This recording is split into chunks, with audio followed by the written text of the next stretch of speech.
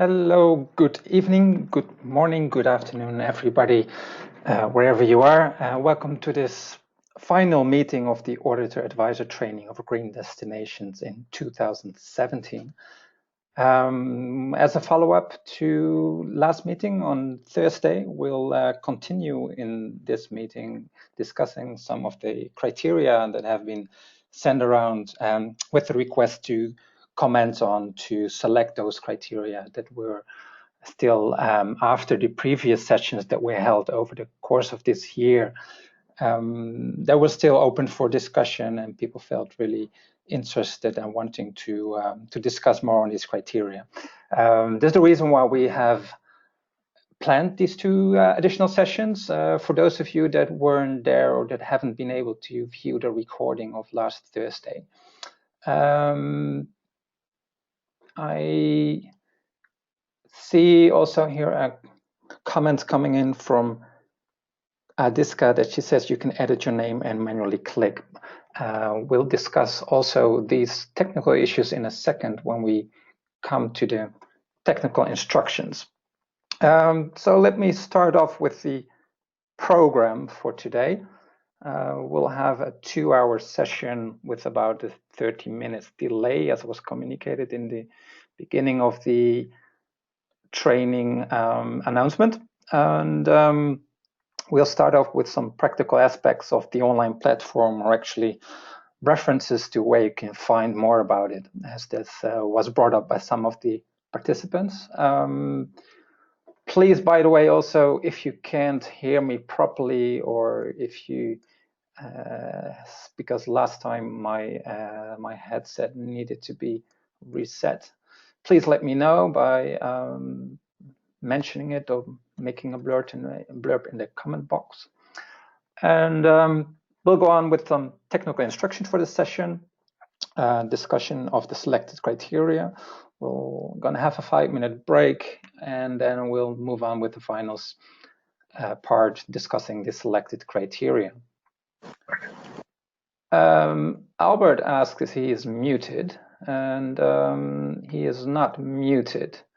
I see, Albert, by the way, that your microphone is not present in your in the participant overview. So this seems to be that your microphone is not properly installed, if you can hear me. So I am trying, so you're not muted, so maybe you'll have to do a test with your microphone. So for those people that have problem with the microphone or audio, there's an audio sound check in the audio tab of your GoToMeeting interface. In the sound check, you can solve issues and check if you have selected the appropriate device for connecting you into this session. So Albert, if you can let me know when you have finished, we'll go on with some of the first part of the session. Seeing also coming in from Magdalena here. There's a problem with the audio in Canada. Is there a dial-in number that might work? I have not been provided by our GoToMeeting with a dial-in number for Canada. Maybe Adiska, could you try and look up in the GoToMeeting website if there's a dial-in number for Canada, like a general dial-in number? I'll guess you can do with the same login or PIN code that was provided in the email. Okay, let's for now move on with let's move on to the practical aspects of the online platform. It's just actually 2 links that I want to share with you. There's a manual for auditors that all of you should have received this link when you were connected to the online platform, when you received your login instructions for the online platform. I just wanted to share it as a reminder then with you here.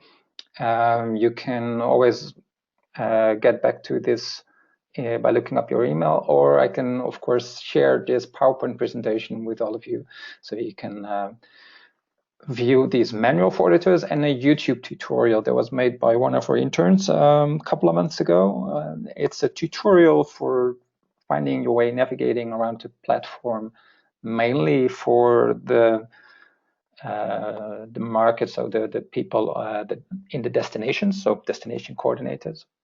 But it's also helpful for you to view this tutorial. It's a short video to help you remind or refresh your mind of how the platform works.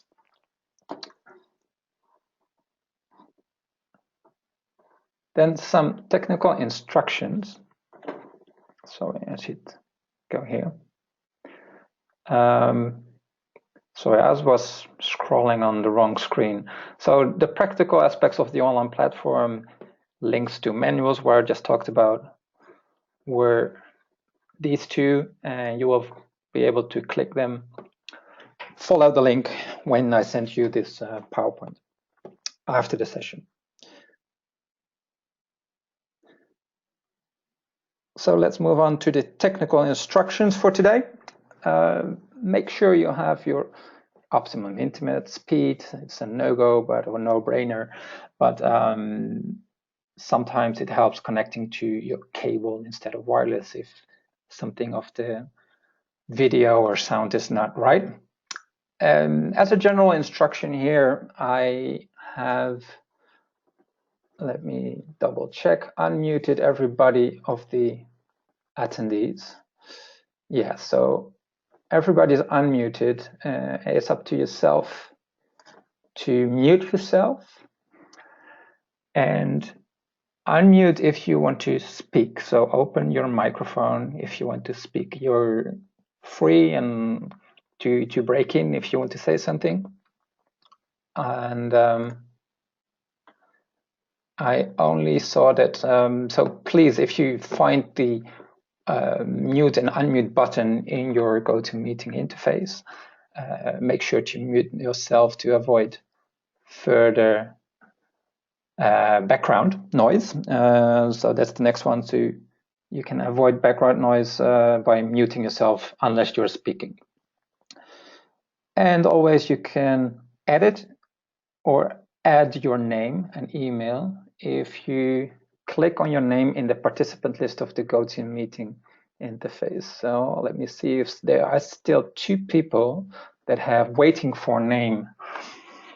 I'm not sure who they are because they have, sometimes the platform or the GoToWebinar is not prompting you to enter your name, to submit your name, but you can just click on your name on the waiting for name in your in the participant list, in the attendees list, and then you can have the option to edit your name and email. So if there's one person left, I see here waiting for name 30,005, if he or she can enter your name in here, then we know who you are and who's speaking. So thanks for that. Meanwhile, I'll still see Albert. Yeah, he is online again and he is with a microphone. So Albert can also join in this meeting. I see, Albert, you have your microphone. Can you check? Can you say something so we can hear if your microphone is working correctly?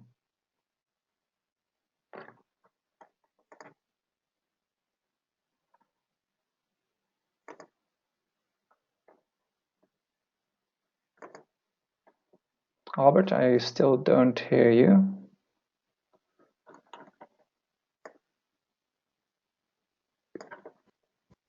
You hear me now? Yeah, I can hear you. Okay, I have an advice for those who have, if there are people who have, let me see, who have mic problems. No, everybody has microphone on. Okay, it was a technical problem because I was working in the browser. Okay, I'm on. Okay. That's great. So for the next part will go on in destination management. So we go on with discussing the criteria. We send around an email asking for those of you who have submitted a specific criteria requests for being discussed during this session, to also be more specific on what should be discussed. Like what is the reason that those criteria were selected to be discussed, and we did not get much response on that. So we will go through the criteria one by one and just prompt you to explain if you have chosen this criteria, or if you have any questions about this criterion, what is the thing you would like to discuss. And if there's nobody who's having a specific question on it, we'll just move on to the next one. And because we are going to have quite a few indicators to discuss in this session, and we'll just only focus on those criteria that we really have a specific question about from the public, from you guys. So in terms of visitor management, oh yeah, and I wanted to add on this that you can also, if you don't want to break in, well, we definitely support and welcome if you break in with your mic, just with your voice, just by opening your microphone. If you don't, you can always leave if you're not able, you can also leave a comment in the chat box, and we'll keep an eye on it. Albert will be summarizing if there's been any questions on a criterion from the chat box. Okay, so we are seeing the slide now with destination management, visitor management. The criterion of visitor management, who would like to discuss some specific items of this, some aspects? Who can comment on this?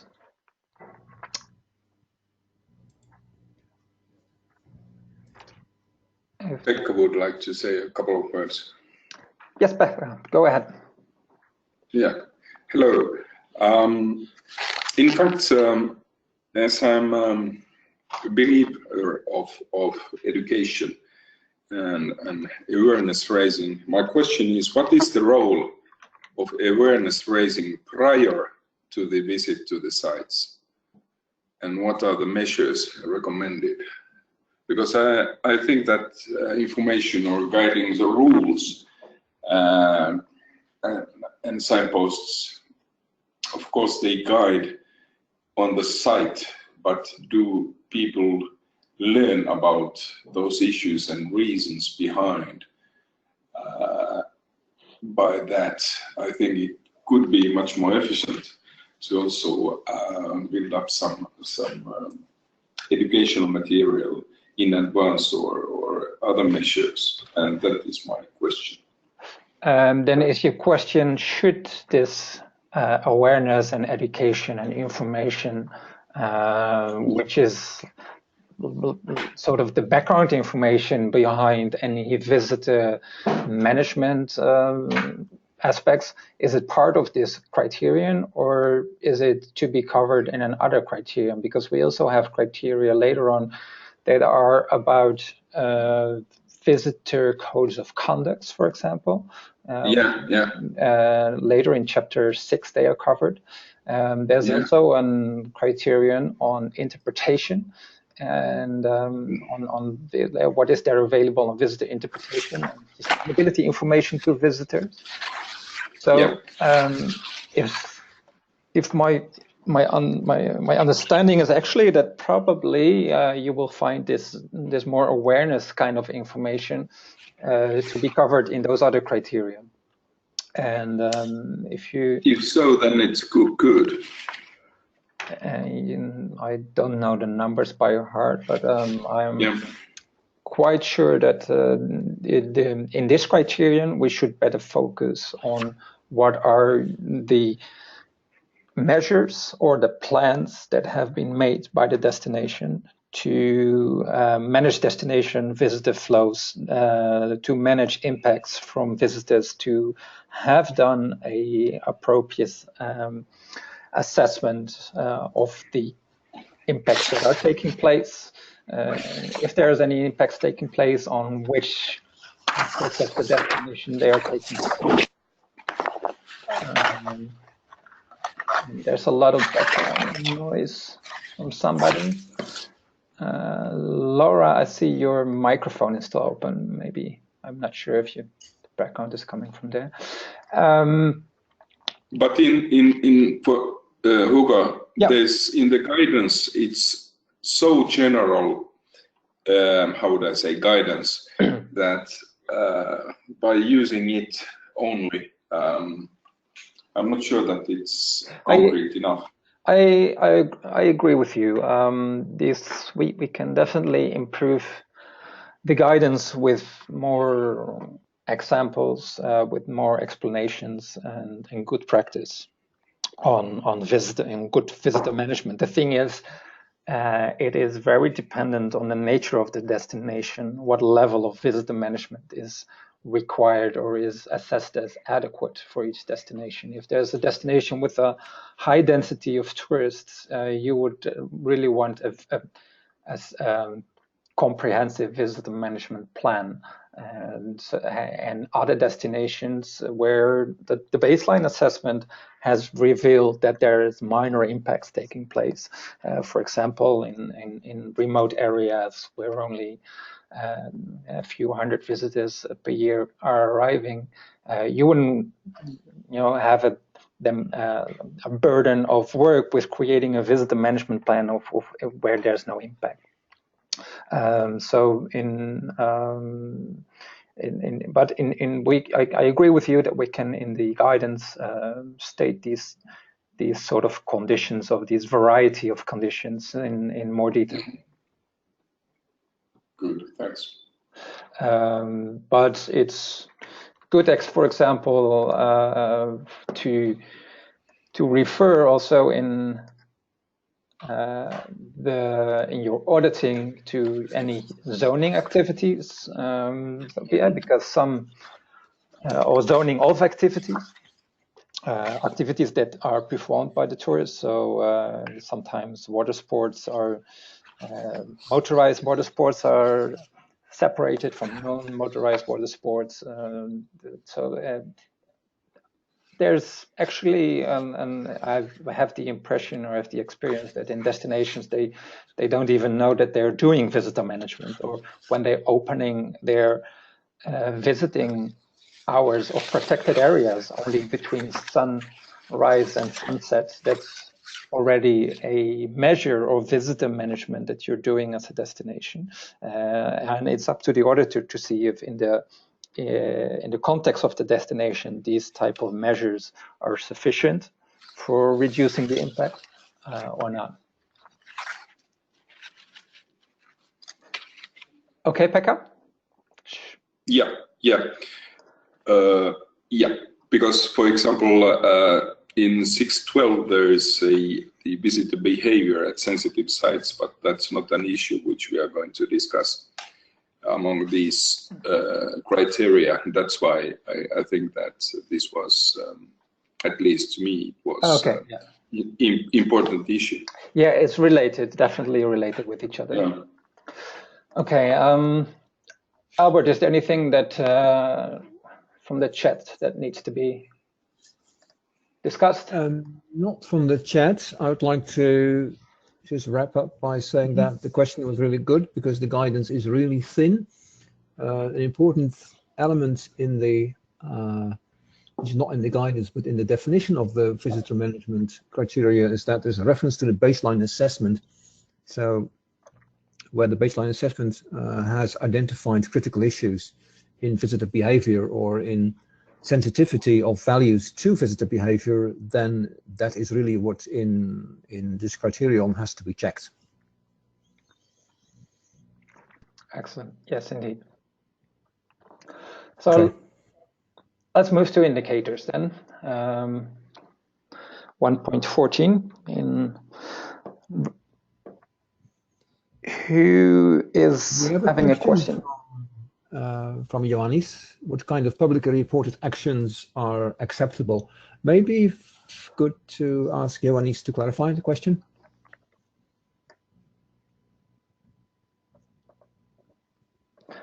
Ioannis, the floor is yours. Yep. Yes. For this, let me see again. Sorry for the delay. Oh, sorry for this one. So you are referring to the visitors, I suppose. No, indicators 1.14. Okay. So I say, what kind of report are you someone, let's say, would like to see that? I mean, is it going to be something which is I don't know? Yeah. So in general, the okay.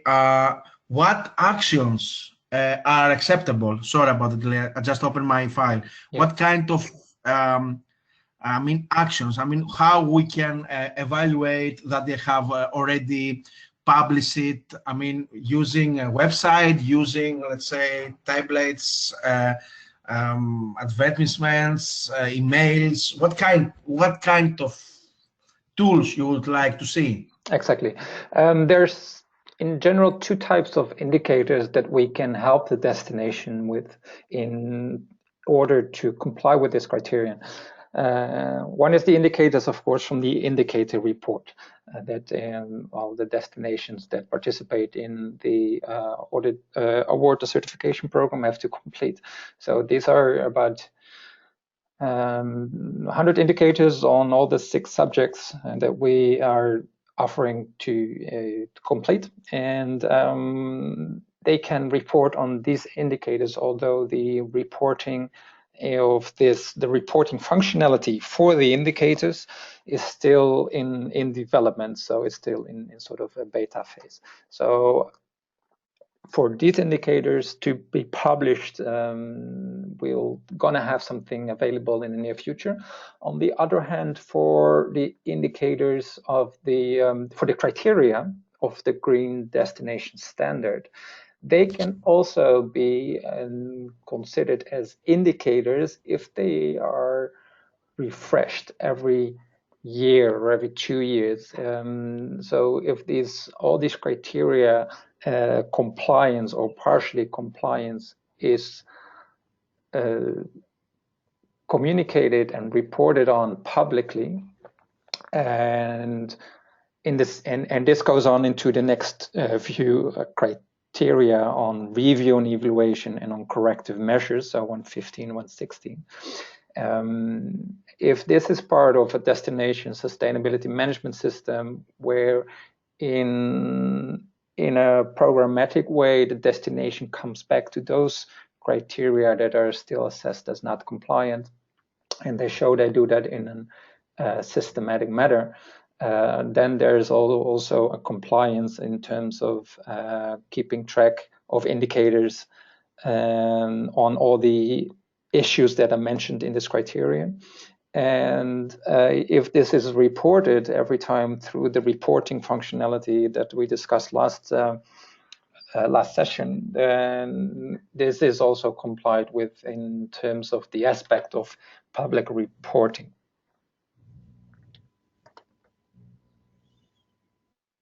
So in conclusion, if you follow the indicator report, you are in compliance with this criterion. Exactly. Is that okay? I do have a question. In the case where, and just looking at the word relevant for the destination, if they do have a set of things that they're measuring that are, maybe outside of the green destination indicators, or it's only a small collection of those, how do you go about kind of saying, okay, you did some, not all, you have some in addition? What is the best way to address that? I would say that the GSTC interpretation of sustainability is the baseline. So if there would be another set of criteria that is used by the destination to keep track and monitor of sustainability, I would compare that to the GSTC standard for destinations and see if it covers all the aspects, and if it's so it doesn't, of course, necessarily need to be the green destinations indicated report. It can be an external indicator report, but we'll just have to compare it with the aspects from the GSTC. Right, and as long as it follows the environmental, economic, social, cultural, tourism, human rights issues. And that's one thing too that, and we've just kind of gone through this, there might be maybe in the guidance a way to maybe even describe that refer to the green destination indicators and also create an inventory of some of these issues, so you can then identify which indicators are most applicable. Exactly. Yeah, would be good to add that to the guidance. In our previous session, for those, we also said we're really open and interested in hearing your comments and suggestions for additions or alterations of our guidance. And and the thing too, and not to jump ahead, but the next piece, the objectives and targets from the action plan, creating a link between the relevant indicators from 1.14 to your objectives and targets from 1.10 as is kind of that hierarchy of, here are your key objectives, here are your key issues, and here are the monitoring indicators that you're looking at in terms of your quote unquote inventory. And then that could help to lead to what it is that you publicly report. Exactly. Right? Yeah. It's a good addition that in definitely in the best way is to have this logic of a strategic approach to your destination development, which has had a strategy with goals and implementation plan, and then seeing if these are on annual or some kind of systematic programmatic way are checked, and I think we can then go on to the review and evaluation part, where the objectives and targets, what we're talking about, are regularly monitored. So if there's a system in place to discuss progress of the program or of the strategies and action plans. And so typically as an auditor, what you would want to see, if there is maybe a Excel sheet or another repository or a register of actions that have been completed, not been completed, what's the status, why is it not completed compared to the planning, and then subsequently which corrective actions, if there's something not completed that was planned to be complete or is going otherwise not in the right way, what are the actions made or planned to make these to ensure compliance, and then to make it complete, you would have these actions again explained in terms of who is going to be responsible for performing these corrective actions, and what are the details of these actions, and exactly then you follow the logic of a management system.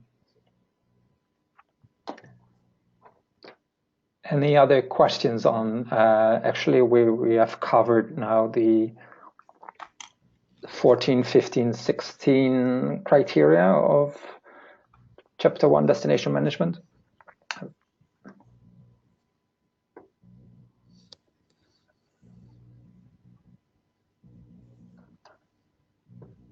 Albert, do you think Did you see anything from the platform, from the chat box? Yeah, I responded to that. The indicator report clarified it's part of the Green Destinations Assessment Platform. Okay. So I think we can proceed unless somebody has a question about this sheet until up and including 1.16. Can I ask something? Sure. Yeah, referring to 1.5, which is the review and evaluation, which is of course via the Green Destination platform. I have put also a question in my matrix. I wonder if, let's say, the Green Destination standard and its tools like the platform is capable to let's say to handle different kind of approaches for the management of destination, like let's say the PM4SD methodology, which is another methodology related with sustainable development for management, project management for sustainable development of tourism projects. So if someone has already implement or would like to additionally implement PM4SD, or probably even, let's say, the ISO standard for sustainable communities, is it possible to, let's say, introduce and use the platform of Green Destinations or the request from 1.5 or general destination management, let's say, criteria, using also different kind of project management, let's say, or management methodologies? I think the first thing I'm thinking is that we would have to make a comparative analysis of when following the PM4SD methodology or an ISO methodology, if there is sufficient proof that this system is followed, which of the criteria of the Green Destination Standard are thereby covered. And if we have like a standardized comparison or document that can explain which belongs where, then I think that we can quite easily cover a lot of aspects that and make them and mark them as compliant if that is something relevant or if that's something useful. But I'm not sure if I'm responding to your question correctly, because maybe your question is more technical. If we would be able to include the specific part or expand our standard with criteria or with aspects from these other methodologies. Is that what you're referring to, Ioannis? Actually, what I'm saying is that if we have a case of a destination that uses already PM4SD, let's say, as the let's say methodology for management, or the DMO has, let's say, built it based on this approach, do we have, let's say, specific guarantees for some of the criteria? I mean, more easily worked for us, or we just going through from the beginning, like we don't have anything, and say, okay, this is one case that you can use, but as an auditor, I have to, let's say, to go from the beginning, from everything, and see. So I'm wondering, it is the same thing like someone, if it is auditor in a hotel, if someone goes with standards like, let's say, Earth Travel Life, whatever is that, and the hotel has the ISO 14,000. So the hotelier says, but I have the ISO of 14,000. Is it enough for me? Okay, for some cases there is enough for some criteria, but we have to add many things. So I'm saying, if we find this in place, what, let's say, if the auditor of Green Destination would like to not to skip, but to make his life or her life easier, and how I can implement that to the, let's say, to the platform, because sometimes these are answers to the questions of the criteria of the indicators that are much more easier, let's say, to answer if we have this kind of methodologies in place? This was my question. Yes, I understand, and I think it would depend on the status of the PM4SD, and I think the GSTC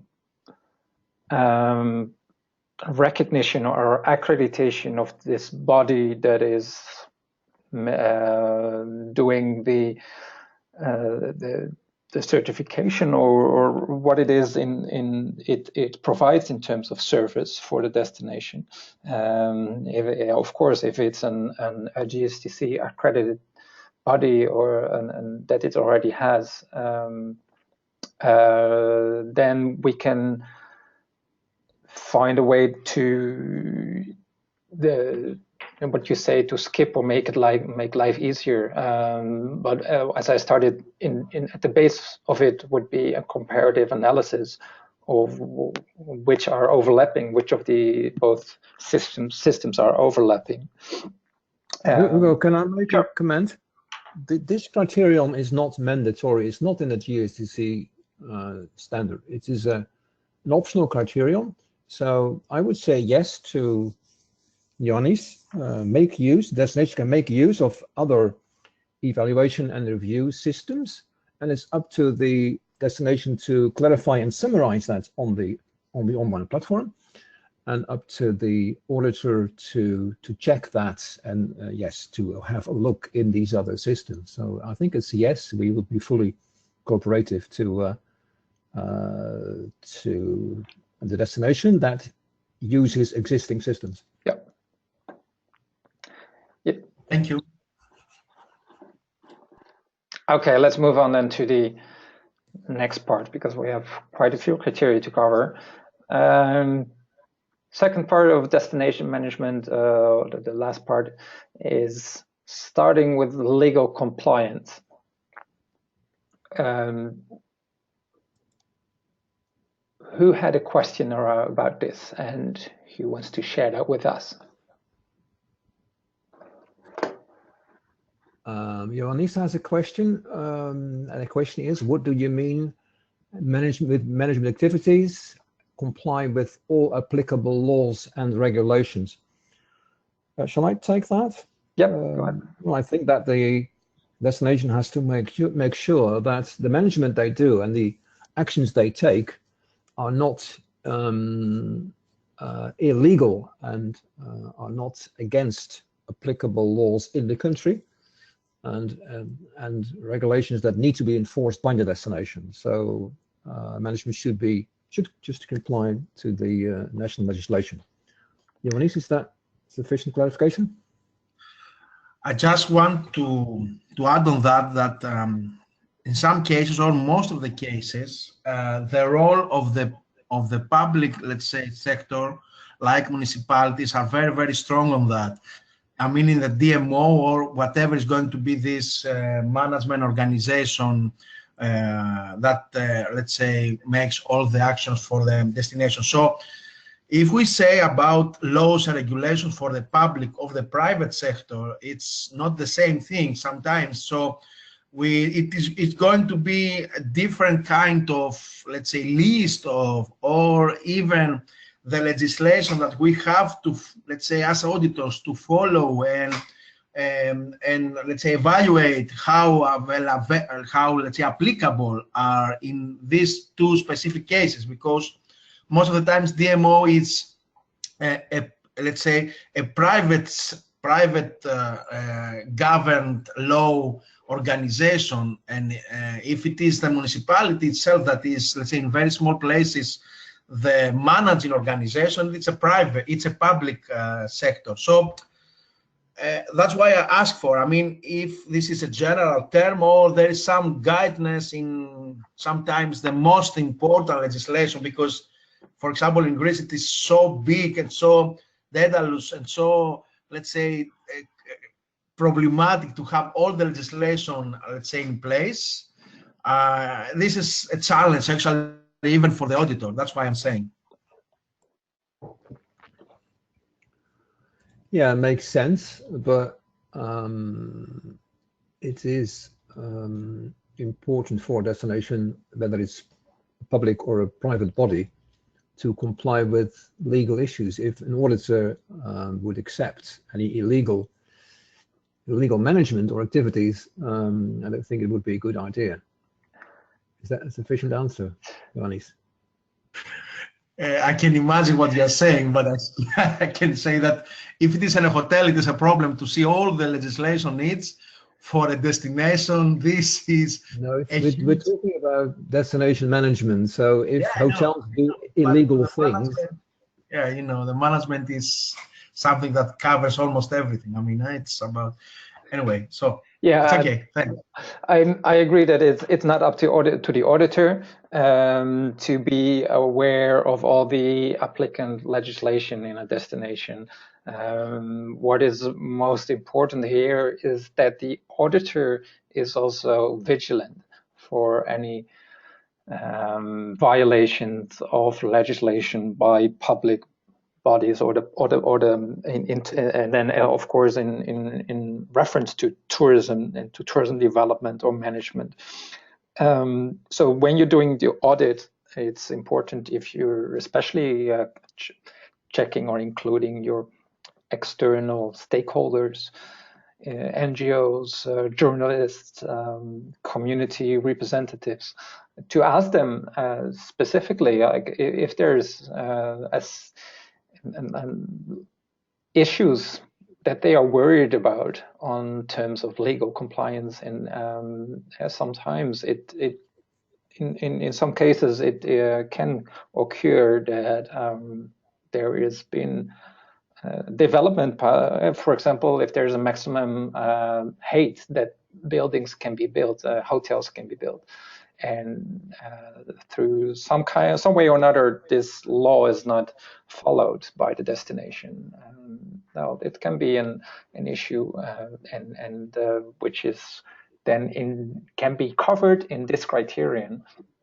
And this is also then giving the destination and the auditor a good opportunity to tackle and to address this issue.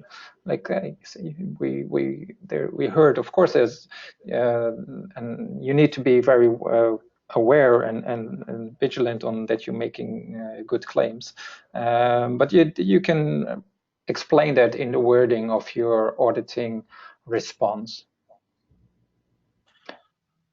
Something last. In some cases, in some criteria, we add the term national and international, because, for example, for the EU case, if we're talking about management in general, probably we mean also, like say, the EU regulation and all this kind of stuff. So I don't know. What do you mean, Johannes? Well, legislation is usually made by countries also in the EU. EU directives and legislation need to be implemented through national law. So when we talk about legislation, I think it's the country, and it's sometimes also regions. There's a question from Magdalena asking whether a destination can act against their own local, well, it's usually not a law, but local regulations. Well, and that's illustrated also by Laura. It says, okay, if there is a rule that interns should be paid and are not paid, I think it's impossible to give a guideline from our side to which detail, and I wouldn't say that payment of interns is a detail, but to which level of detail it's possible to accept things or to having to ask things. So it should be in the field of compliance to key values of a sustainable destination. So the key values like nature, like that's planet issues or people issues. So in that case, not paying an intern what you should legally do would be people issue.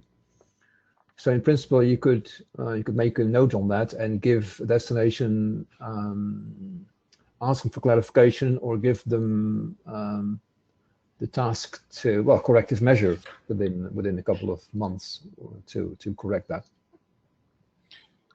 Pekka would like to interfere in the way that I think that the ethical code is very much related to this example, what you pointed out, Albert. So I think that this type of issues could be covered by the ethical code, at least in principle level. Yeah, that's a good issue. They are indeed related. Yeah, let's move on to the next. Yeah, let's do that. Thank you, Pekka, for making this transition. Yeah, the ethical code is indeed, and it's following from the legal compliance, and especially focuses on integrity of the employees of the destination management organization and the public, then in the public authorities and public servants in specifically. In general, where we'd like to see is a clause in employment contracts that are addressing anti-bribery conflicts of interest, that the employees in the destination management organization or in general working for the municipality or the region abiding or have confirmed that they will abide by these this code of ethics. And then we would say, if you can show, and that's then the next part is the evidence, like show them a sample contract of somebody's, and then we don't want to how much the person is, want to know how much the person is paid, but show a sample contract where this is included.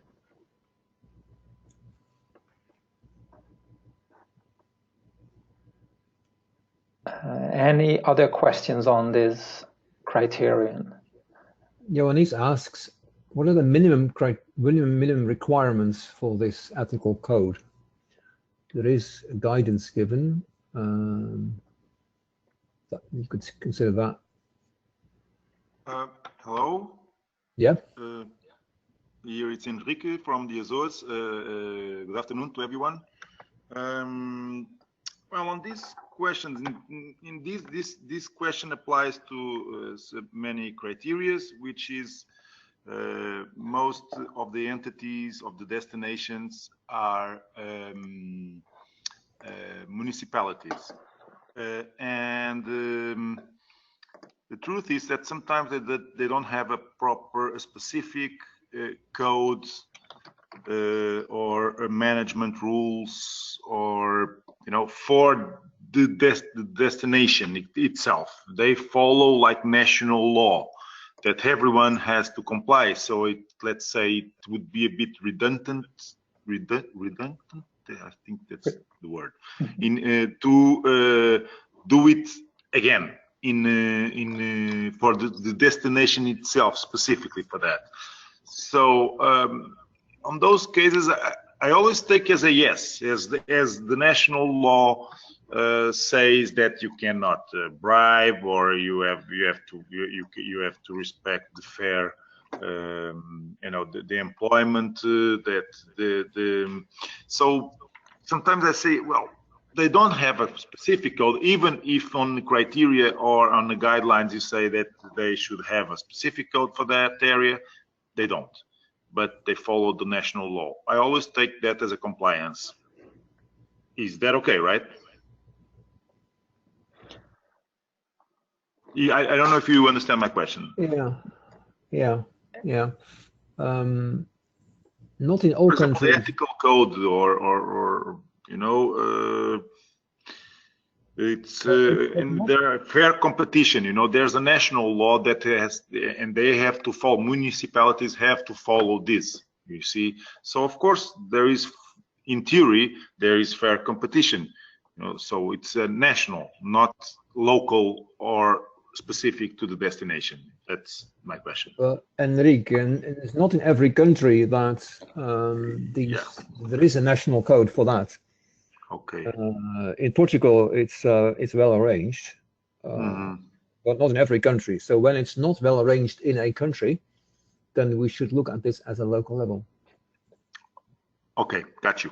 Okay, yes, I understand. That's what I thought. Sometimes because we have to think that these criteria have to be the most like global as possible, and sometimes what we think that it's done for, we have it for granted. It doesn't happen in some other destinies. Yes. Yeah. So if we would ask you to do an audit in Brazil or in Mozambique, then you will have to look at, is there something in the national law? If not, then they have to have a local code. Okie dokie. Okay. You're right. Thank you. There's a question from Monique. Hello, Monique, Taiwan. Whether the ethical code has to be written like a policy or a rule. Yes. Yes, it has to be written like that, and it has to be agreed by the local government.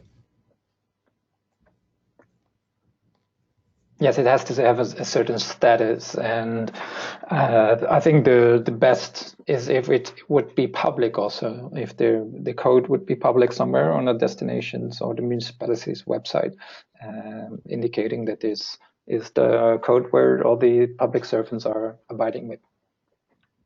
Yeah, that's optional. It's not required, but it's best, of course. Yes. Of course, yeah. Okay, let's move on then to next criterion on non-compliance to the ethical code. Actually, of course, a code is nothing without rules and on what happens, what are the consequences if somebody is not abiding by these laws or codes.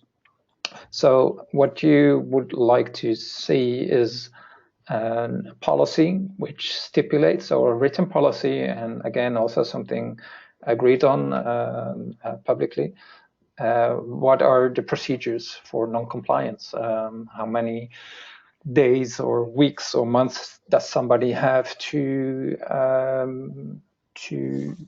make corrective actions, or to, if there is such a term, for example, on what type of infringements are acceptable and which are not, in which case there is just what are the sanctions, etc.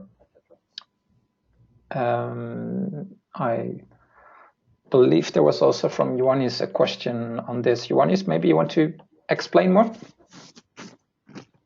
Yes, I was referring for this, for the procedures and the time span of non-compliance closure. I mean, what kind of, let's say, if there is any kind of good practices on that, because I'm not very familiar for a destination, how easy or how fast it could be to close some non-compliance. That's why I'm asking for. I think the auditor would ask the destination how much time it would take to make the corrective measure, and then it's up to the auditor to judge whether that is reasonable. If the auditor thinks that is too slow, then the auditor has to ask why it's not possible to do it quicker. So it's usually a decision that's taken in agreement with the destination, unless it's really too slow.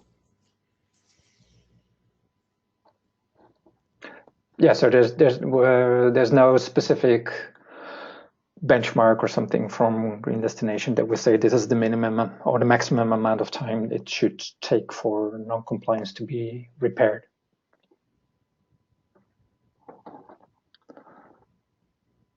Okay, any other questions on that? So I think we can move to fair competition. Destination complies with the national laws for public procurement and rewards contracts, etc. Any questions on this specific criterion?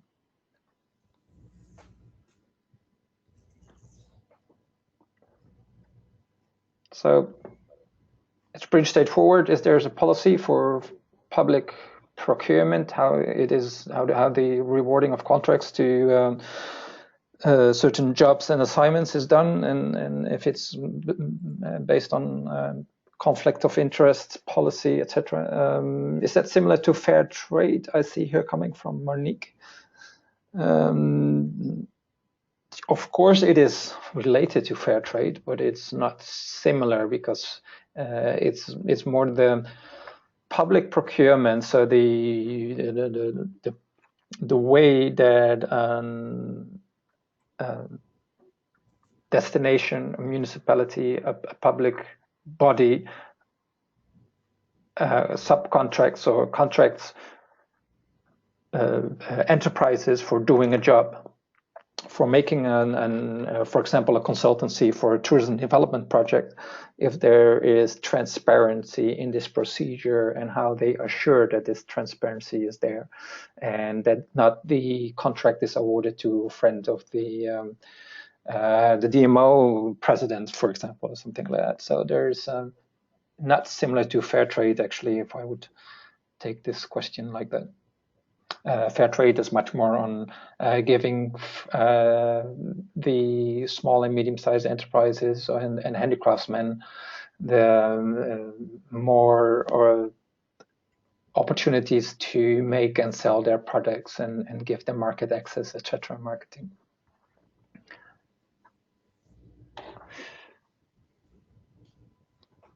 And I think if there's no more questions, we can move on to the next chapter. Hugo, sorry, I think I need to get more explanation here a bit. Samis, yes. Yes, hello. Yeah. Go ahead. Yeah, from this fair competition, I was just something just came to my mind that I think it's something which is getting into a big situation in the meantime, because somebody was saying, is this going to be the same as a fair trade? I have an example. I don't know how is it going to be related to it, like in Zanzibar, in the tourism commission, we don't have any law without procurement or quality or prices. Like everyone is just making their own standard of the hotel, 5-star, 4-star, whatever. They just do it themselves. And then on the prices, as a tour operators in Zanzibar, we are not having the same prices as the tour operators in overseas, example in Europe. So the competition is a bit on trouble. So I was just wondering if this does it apply to this kind of stuff, so we know when we are checking this criteria to the country. I don't know. Did you get my concern here? Not fully. So you want? Yeah, go ahead. Let me comment. I understand that in many places there is no destination procurement policy or process, but if it is lacking, a destination in the process of certification would have to develop a procurement process ensuring fair competition to at least an acceptable level. So my answer to James is that a destination that wants to be certified by Green Destinations has to develop a procurement process. Excellent. On paper. Okay, so in Green Destination, this criteria, is this mandatory or is not mandatory? Because it's optional. Some of them can comply. Yeah, it's a good question. Mandatory? No, it's not mandatory. It's optional. So it's not required, but it's recommended for certification. It will have an influence on the award level, so in the ratings, but it's not mandatory for certification. Yeah, because my worry is it will make a dilemma from 126 criteria and I think it's 150 15 or 16, because when we're talking about social and the economy of the local people, if it's not mandatory, if it's isn't it not bringing some dilemma from it? Not I cannot say that it's going to be a problem, but I would say it will bring some dilemma if it's not compulsory for the destination. What do you think?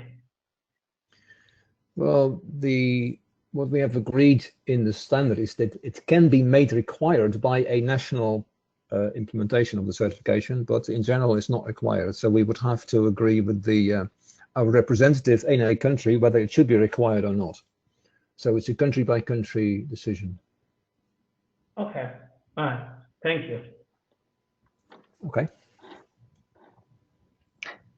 Okay, let's move on then to chapter 2 on Good time nature. for a break, maybe. So, Maybe good time for a break. yes, we can have a break now, or in a few. Coffee break. Coffee make break. Yeah, let's do a coffee break, 5 minutes, and then we can move on with nature. Okay. 5 minutes, okay? So in 5 minutes from now. Talk to you in a bit.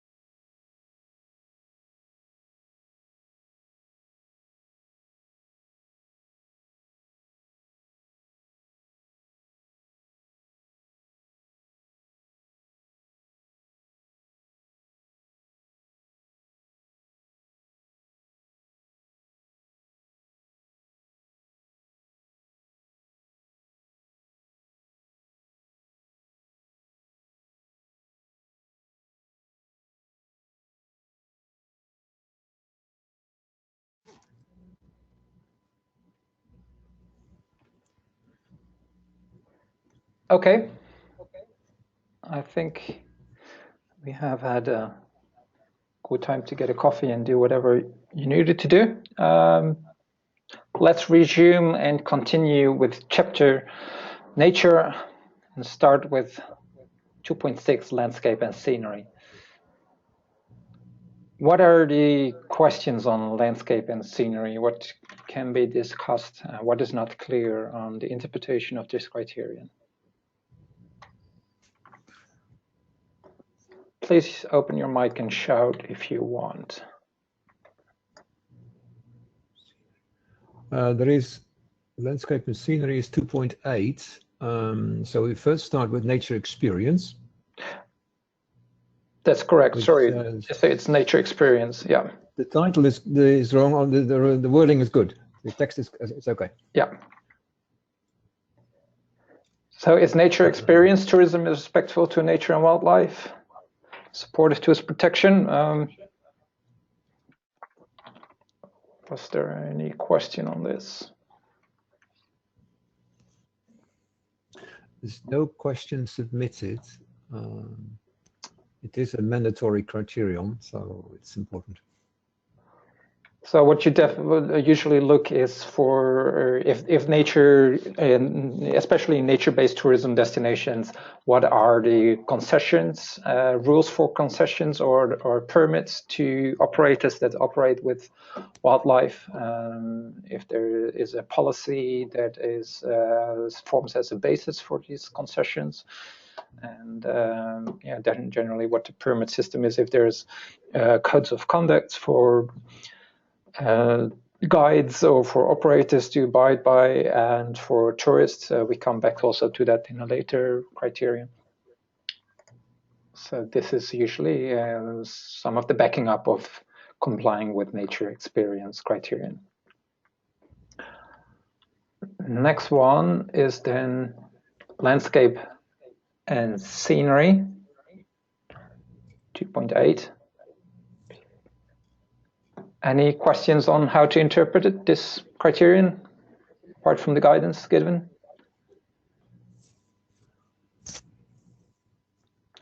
Please go ahead if you want to discuss something, start something.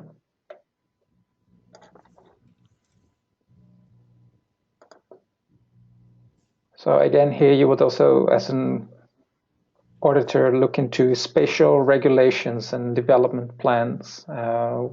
Spatially, geographically, are there areas protected from development, from tourism development, then especially on the coast, for example, is there is an policy or a plan to, and especially in the spatial development plan, designated to be free of buildings or from other developments.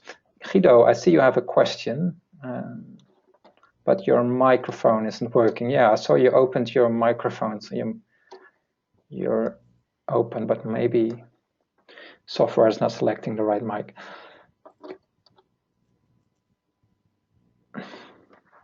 You say, so sense of place is lost in many places already, so to say. So in that case, is there any protection of what's still there, or is there, you would look out for rehabilitation of this sense of place? Not sure exactly what you refer to.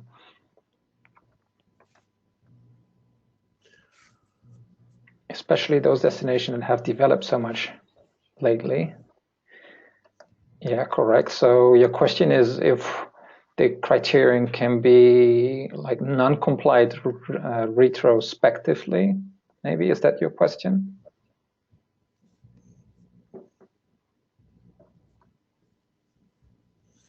I think it's important to assess and to evaluate, I'll come back to that,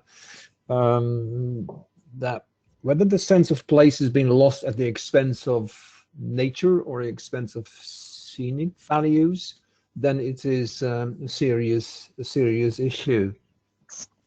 Sense of place is very broad concept. It is mentioned indeed in the destination guidance. It's more than landscape and scenery. Here we focus on that. If the sense of places is determined by the scenery, if a place has always been very scenic and it's harmed by over tourism, by over development, then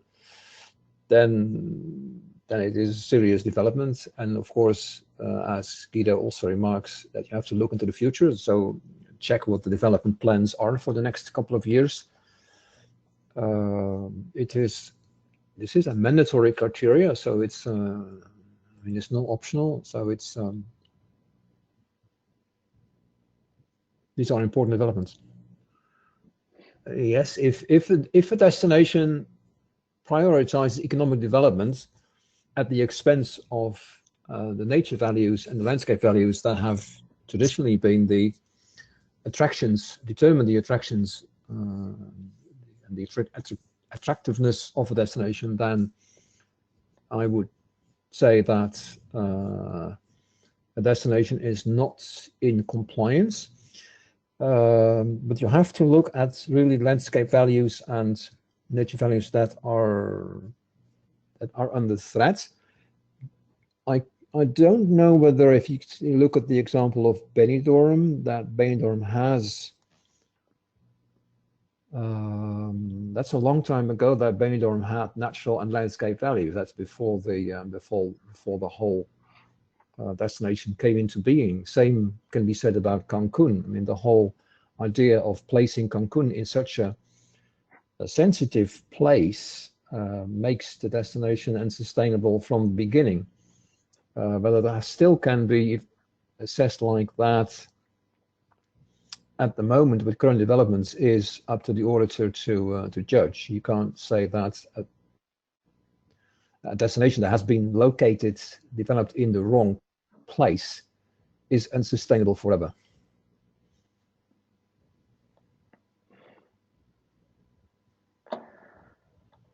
Another question from Monique: what kind of documents we can have to prove that urban sprawl is effectively avoided?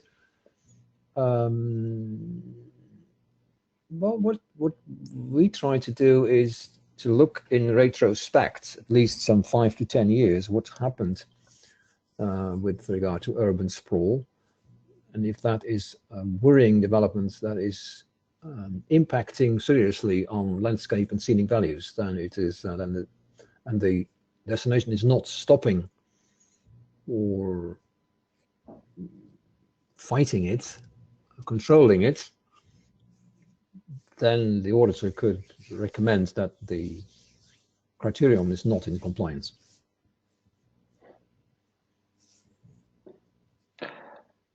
And most importantly, it should be something that they should have.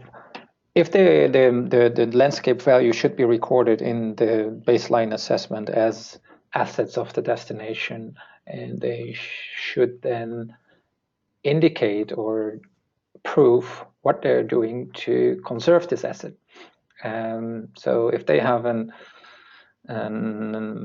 their spatial planning regulations to zone certain urban parts, urbanization parts, because and in order to maintain or conserve other scenic values, that could be a proof that they are taking the issue seriously and they take measures to conserve the scenic values and landscape values.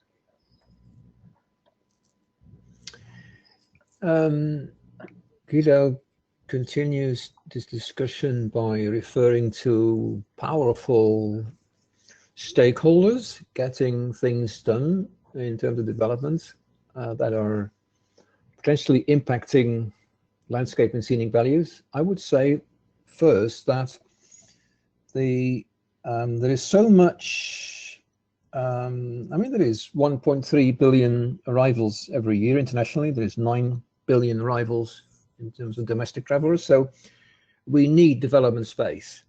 There's no question that you say, okay, everything is unacceptable. Development should be done in places where it has a least impact, and here we have a criterion which says that you have to take landscape scenery into account. So if very, very important landscape values are impacted by powerful stakeholders, then that is an infringement of this criterion. So it's in every country and in every part of the country, it's a question of looking at the key values, as Hugo rightly refers also to baseline assessment. And I think this is a good moment to ask Laura to take the floor. Hi, can you hear me? Yes.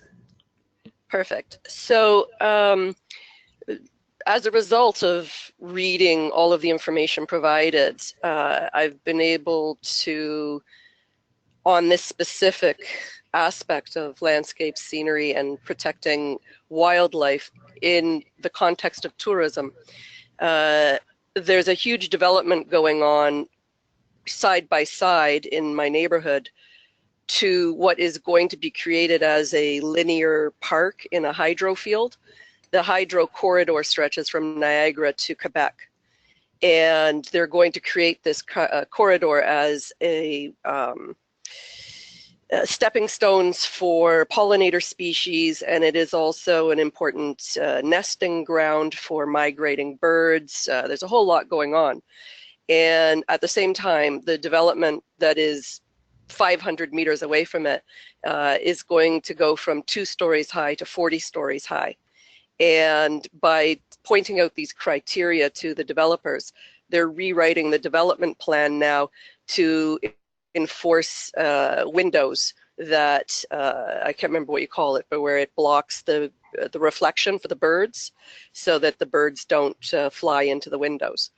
So I just think that's an example of, you know, the one part of society is trying to develop tourism in a wildlife nature zone, but the other part, which is the urban development, has to be respectful of that initiative by ensuring that they don't kill all the birds as they're migrating.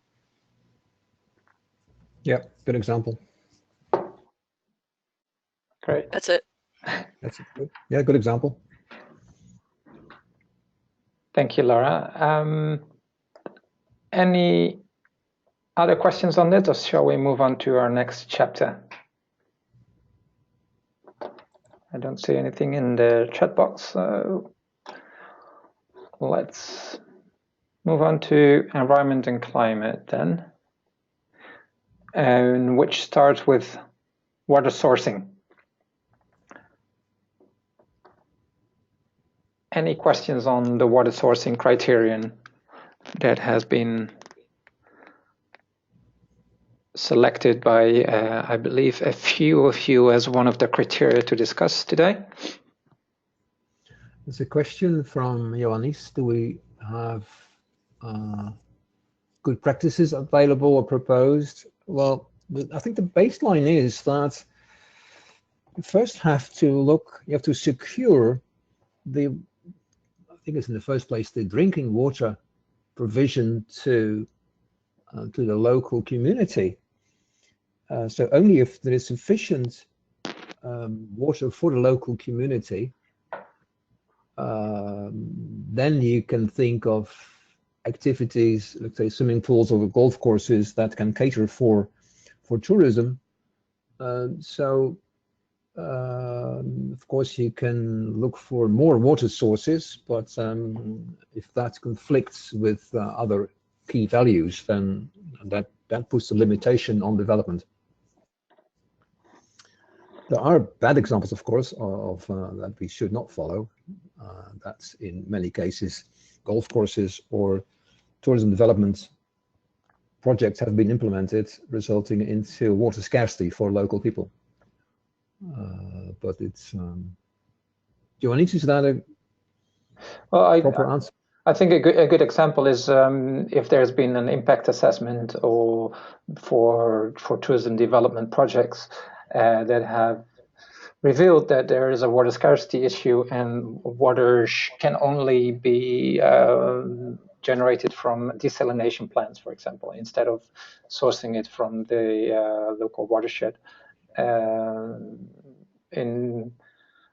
I know a few places in Bali where that is happening, or where hotels have taken their own responsibility to not rely on the local water supply, but build their own desalination plant. I think that's a good example if that is taken on a destination level. Well, that would also depend on where they get the energy from for the desalination, because it's a very energy intensive process. Yeah, but they're getting it from solar power. So. Okay. Okay. Next one is then, if there's any other questions, I suggest we try to move on a little bit to cover also chapter 4 and 5 today. The water quality monitoring. Drinking and recreational water quality, is it monitored? Usually you look for proof of monitoring in lab tests, for example, that show evidence that there is a regular monitoring. In Europe, there is a European system for this that can be consulted by the auditor to check what the latest test results are. For bathing water, at least. For drinking water, it would be the local drinking water company that has to show and test, or you can also in as many countries refer to the national laws actually that are requiring from these water companies to do this. And if there's no indication that there's been serious infringements, you can usually go as an auditor with these laws that are applying in the destination. The problem is not so much in the European Union and in other countries where there is a law requiring, often in the bathing season, measurements every 2 weeks, following the Water Framework Directive. The problem is outside these countries. So the question put by Ioannis is answered in this way. In the European Union, it can be considered covered by legislation. Outside, there is a problem in many countries where there is no national program for water quality monitoring. Neither give countries the guarantee that you can drink tap water. Sometimes it's drinkable but not recommendable. And bathing water is a very weak point in many countries because it's not measured. So if there is no national program, the question is whether the local authority, if they depend on bathing water, if it's a coastal resort, and then you can ask them whether they can put a local program in place, because it's not expensive. Okay, and I would think if in the bathing season, it should be every 2 weeks.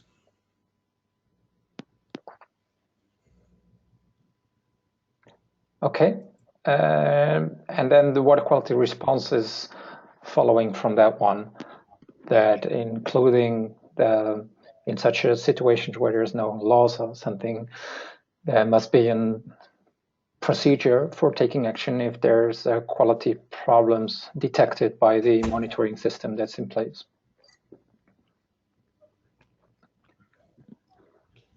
Okay. Let's move on then to wastewater treatment.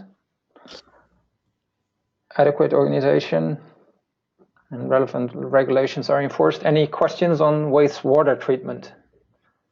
The question from Ioannis is, if there is no such thing in place, what should we ask to do? Specific steps in the strategy.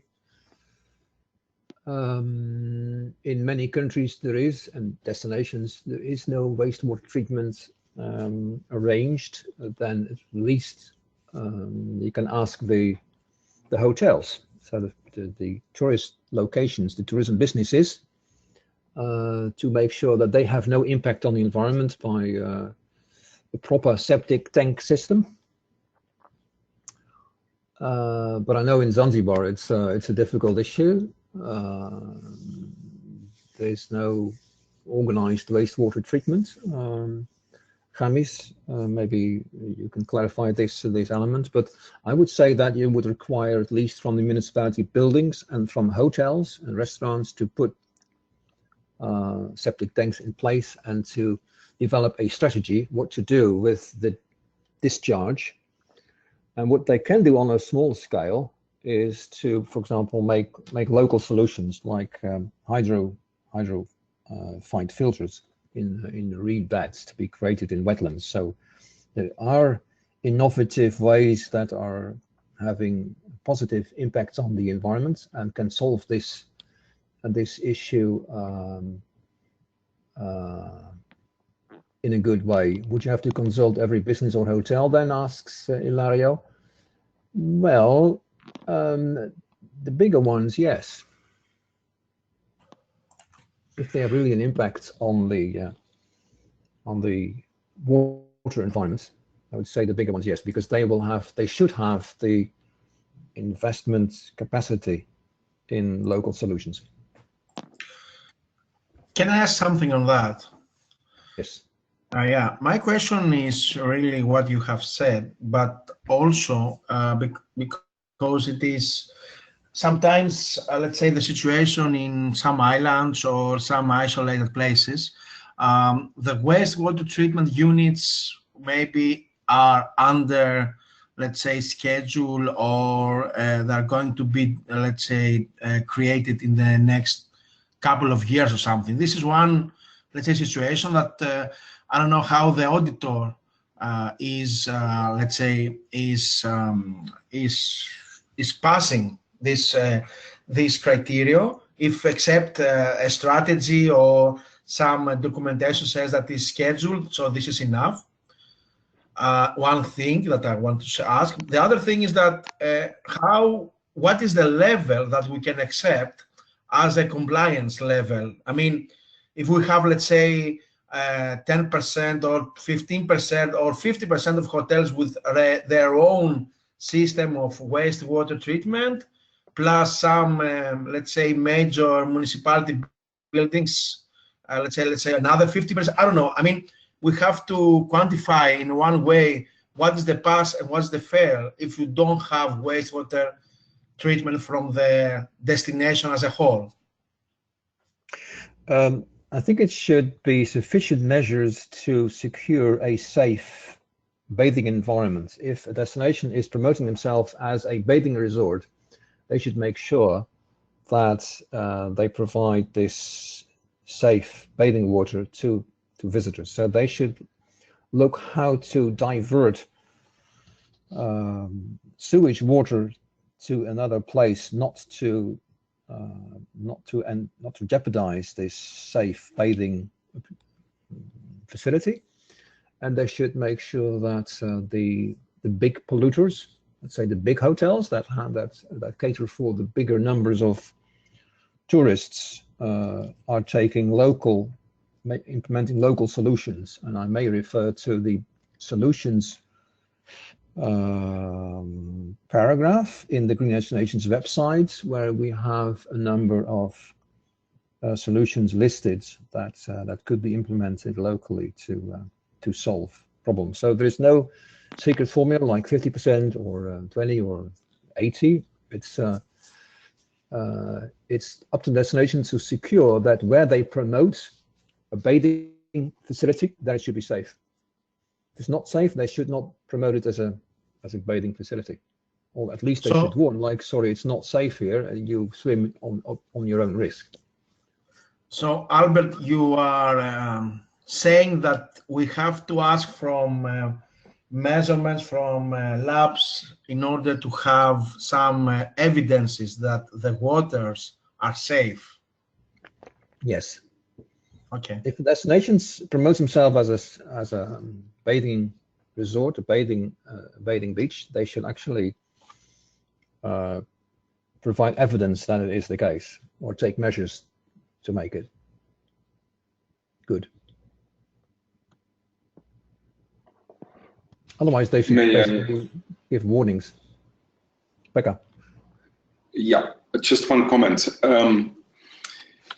I followed the discussion, but I have not yet heard the word groundwater resources.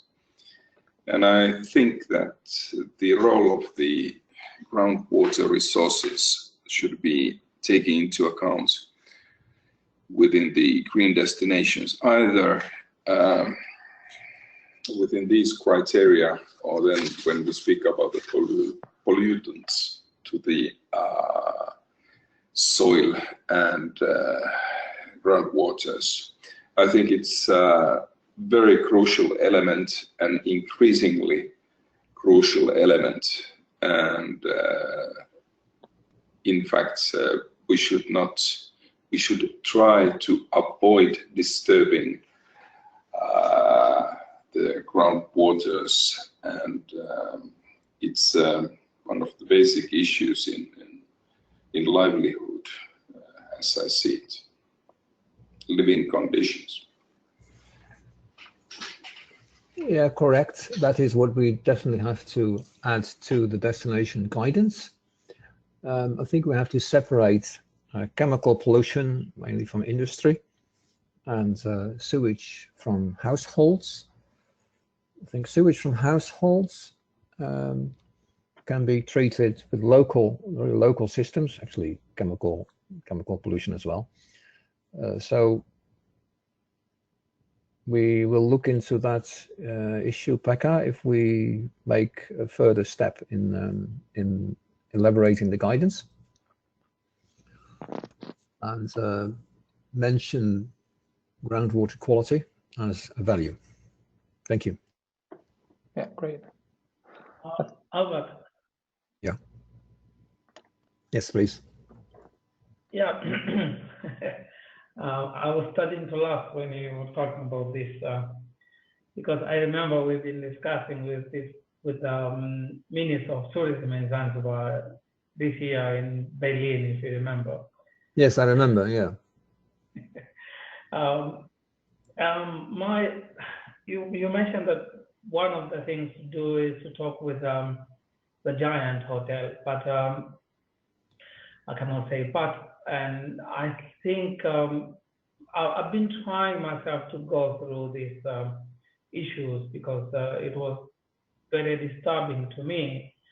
But the thing is, some new destination, like our destination,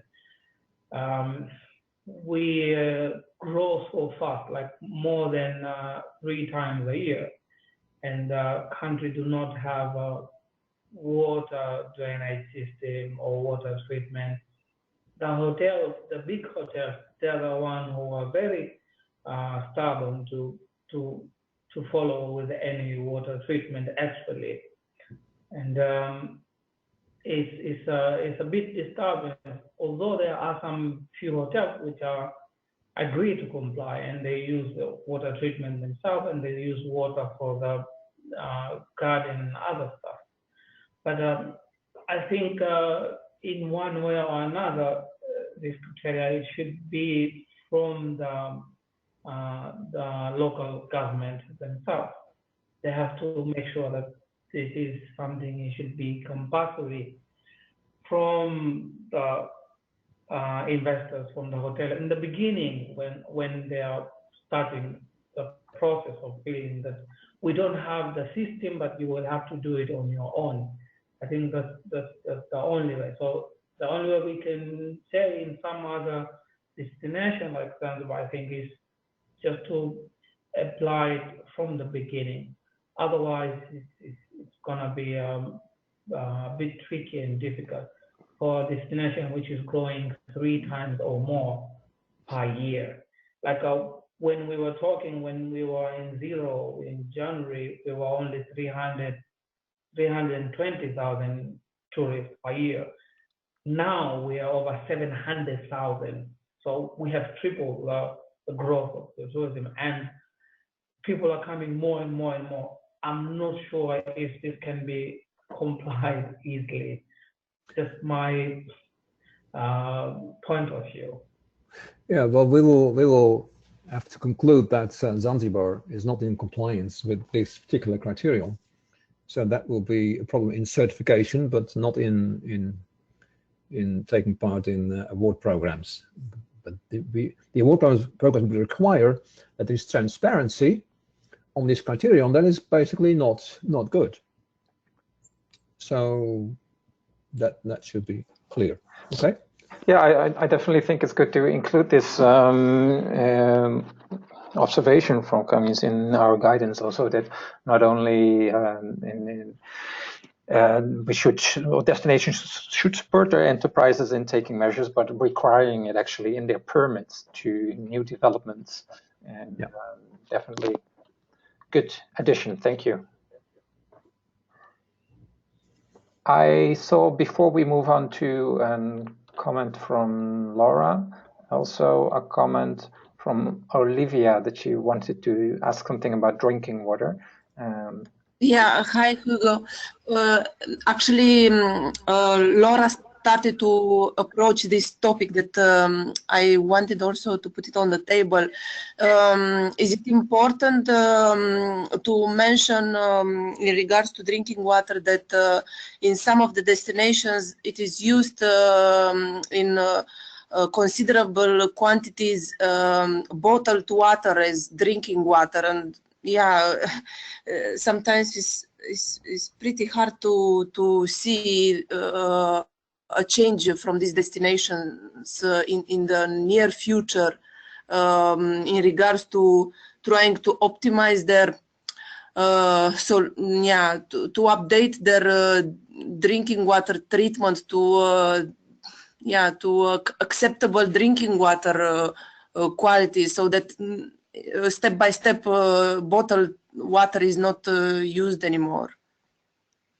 Well, it's partly psychology, because even in countries where the drinking water quality, the tap water, is even better than bottled water, people still prefer bottled water. Not everybody, but it requires a policy against an active policy against bottled water if and as soon as the tap water quality is sufficient. But we'll take your points that indeed this is a very important problem. Yeah, we come to this actually in the waste, because I think it's more of a waste avoidance issue in terms of how to avoid the waste from plastic bottles. And I think the issue raised by Laura is more on the water sourcing, that there is competition in water sourcing from companies and indigenous communities, companies that use the water for bottled water. And she said, I would want destination operators to demonstrate how they are minimizing the use of bottled water for their guests. And yes, exactly. And that's also connected to the waste of reducing waste issue. And so maybe we can move to that section before we, let's see, waste. Yeah, yes, before. we'll do that. Yeah, we can briefly discuss travel and climate, because that's coming first. Destination has strategy aimed at measuring, minimizing the carbon footprint. Any questions before we move on to the waste section?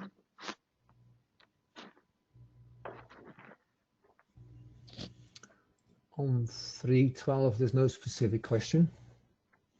It's an optional criterion that we added to the GSTC benchmark criteria to make sure that not everybody is trying to get Chinese tourists, because a destination would have to look first when they start marketing themselves to source markets, what the potential impact of that will be to the carbon footprint. So it's to encourage destinations to focus first on domestic markets and on markets closer by than the usual, I would say, the default, I would say, oh, let's try to get into the Chinese market as a source market for us. Okay. Guido has a question here on what would be ways to measure this and or tools they can use. And I think there's the karma calculation from, I'm not sure what status it has, if it's finalized already, but there's tool to measure carbon footprints from visitors, right? Yes, yes. There's several tools to measure the carbon footprint of travel. And I think the other part of Gita's question on examples of good strategies that make sense in minimizing carbon footprint are just discussed by Albert. Good examples, Albert, do you know good examples of that destinations have successfully targeted like the nearest market or the market with the lowest footprint? Slovenia is a good example. They tried not to focus on Chinese tourists, but on tourists from Germany and Central European countries. Okay.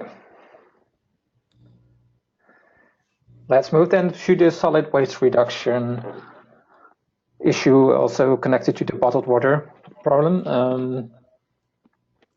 So in case there is an high incidence of bottled water, definitely we would like to see from a destination that they have a program in place where they stimulate the use of refill stations. There are quite some private initiatives or NGO initiatives to set up refill stations, including apps targeted at visitors to locate refill stations to refill their bottle in all the places that have a refill station. Refill My Bottle is such an app that's currently in Bali implemented, and even beyond Bali, also in other parts of Indonesia.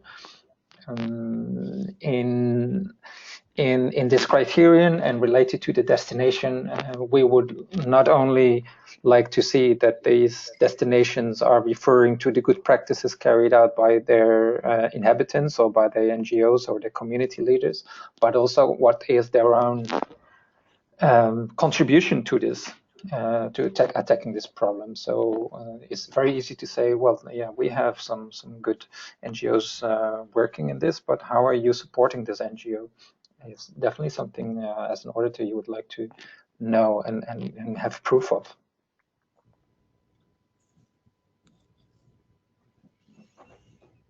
Anything else on this issue?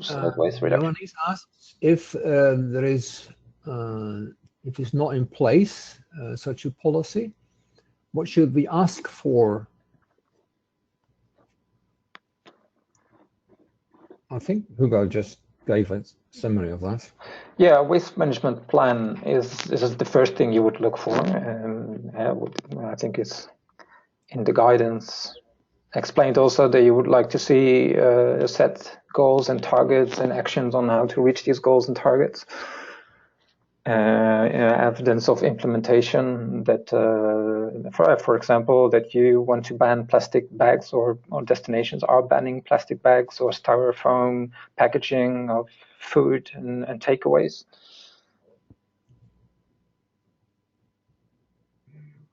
The bottom line is that destinations take an active approach in their strategy and show that they do meaningful things without necessarily having to solve the whole issue within 2 years. So give them time. Yeah, and move into the right direction. And that the destination gives the infrastructure for, especially Section 3.15, the waste separation facilities. In Indonesia, there's been a good example of a waste bank where individuals or consumers, inhabitants can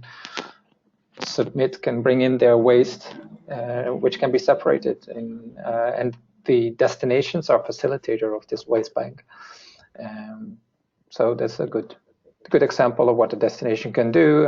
Sometimes it's definitely a lack of good communication and awareness about this. So not only having the waste bank in place is then sufficient, but if you see that's actually only still the destination is full with unseparated garbage, and all the green garbage is still ending up at the large garbage landfills, then you would still want to rate this as partially or non-compliant because the issue is not solved. May I add one comment on that, Hugh, Pekka speaking. I think that's one problem why this doesn't function as the management plan. In fact, how do I say, emphasizes is that we don't look at the creation or production of the waste till the use of separated, after separation, the waste as a full production or delivery chain, because we have different players or owners of waste in the destination and then in the management company who takes care of the transportation, and then the treatment plant or whatever which is responsible for the final treatment. So there might be 3 different owners of the waste, yet the destination separates in a very comprehensive way the transportation vehicle. So the company responsible for the transportation may mix them again with each other, and then it will be treated in the traditional way. So I think that we should, how would I say, introduce the wording of the whole production cycle, and that should be followed when speaking about the solid waste reduction. Okay, so the production cycle of waste processing, you mean? Yeah. Otherwise, if there is no clear, how do I say, responsibility, somebody has to bear the full responsibility. And I think that when we speak about the certification, at the level of certification, we have to prove from the very beginning till the end that also the waste reduction can be certified. So that's why I think that it's the same with the organic production or the forest industrial products. So I think we should have this type of chain thinking also in this respect. Yeah, very interesting actually to add this to as a sort of, you can tick the box if the waste processing of a destination is certified by a certain body. Very interesting, and I think good addition to our guidance, yeah. Okay. I think we have to move on. Yeah, we have to move on to cover also some of the other parts. Let's go to energy consumption monitoring. Any questions on 317?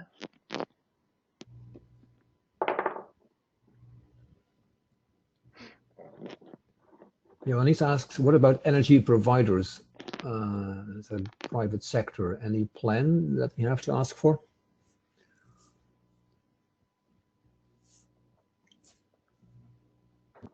Can I ask? Can I add to that or clarify? For example, in Greece now on, because of the European legislation, we have liberation of the providers of energy, especially in electricity. So it is a very, very big activity all around Greece. So if we are going to discuss about destination and energy consumption, and especially monitoring, These kind of companies have also the ability to provide monitoring tools, but also plans for energy efficiency and many things. Is this kind of, let's say, private sector should be engaged in this, let's say, kind of activity, strategy, whatever? It's part of the stakeholders. I see what you mean. Yeah, I would definitely say that if the companies active in the destination already have like a fully functioning website with information on how to monitor and reduce your energy consumption, both as a consumer and as an enterprise, then you don't want your destination to develop their own communication strategy to bring out the same message to the destinations, and then this can be taken as a mark as evidence of compliance, if that's answering your question, Johannes. Yes. Okay. And next one, if there hasn't been any other comments, no, reduction fossil fuel dependency. There's no question on it. No question. Nope. So I suggest we move on to responding to climate risks. So especially climate adaptation strategies. No question there either. So I think we can move on to 320. 320, the climate change information.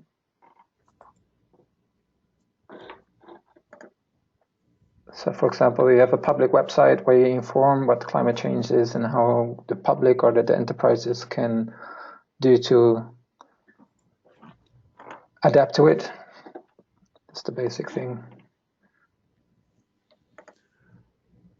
An example is that Johannes asked for an example. Okay.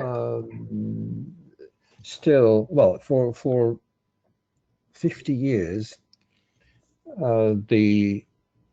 many destinations, for example, on sea coasts or lake shores or river banks, have been inclined to build too close to the water to improve the view from facilities or the view from hotel rooms. That is I think it's a school book example of what is now punished, because erosion is increasing because the fluctuations in precipitation are increasing, sea levels are rising. So number one to look at is what's going to happen in terms of climate change, and often that is with water, either lack of water or too much water. So it has a bearing on locations and on spatial planning. That is an example.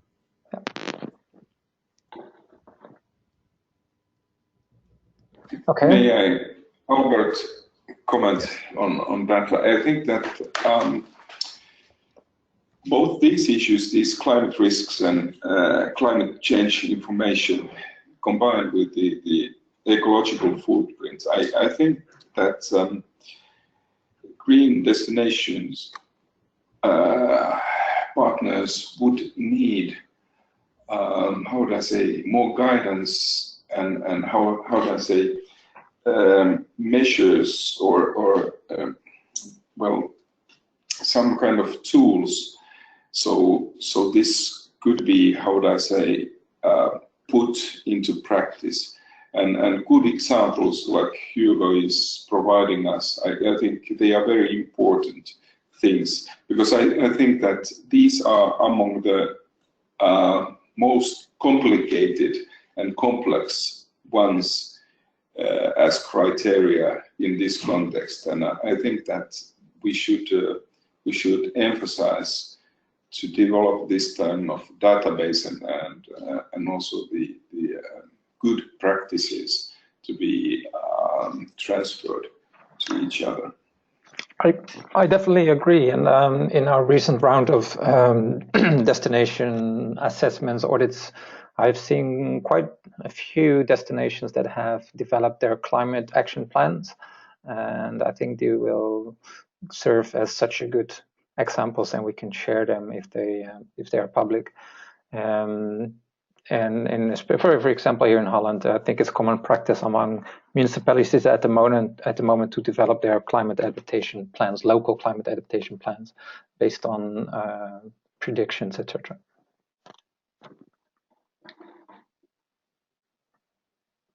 So definitely we can include this in our guidance and attach these documents as tools or further information to our guidance. So I suggest we move on now to culture and tradition. We passed the 2-hour mark for our session. I think we're going to need to have another, to use our 30 minutes extra time to cover 4, 5, and 6. 4 is culture and tradition. We can cover culture and tradition shortly, and then move on to social well-being and the part on business and hospitality. If we run out of time, we're going to have the opportunity for everybody to send their comments in an email, and we can build up an email thread, for example, to discuss any issues that are still needing to be discussed. But let's see what we can do in the next 30 minutes and as a maximum extra time. Managing tourism impacts on culture. Who had a question on this part, this criterion? Was there anything from submitted questions? No? Yeah, Ioannis submitted the question. Maybe give the floor to Ioannis. Yes, for 4.3, sometimes, especially I know for Greece, maybe it's not to say the only place in Earth that happens this. It's not very easy to go and have some information that can be evaluated under 4.3 in archaeological places or places which are, let's say, protected by the good guys from the public domain. So. I mean, sometimes it's even very, very difficult to have the information gathering from these guys. So in that case, the auditor, how can, let's say, evaluate, let's say, if this criteria is under compliance?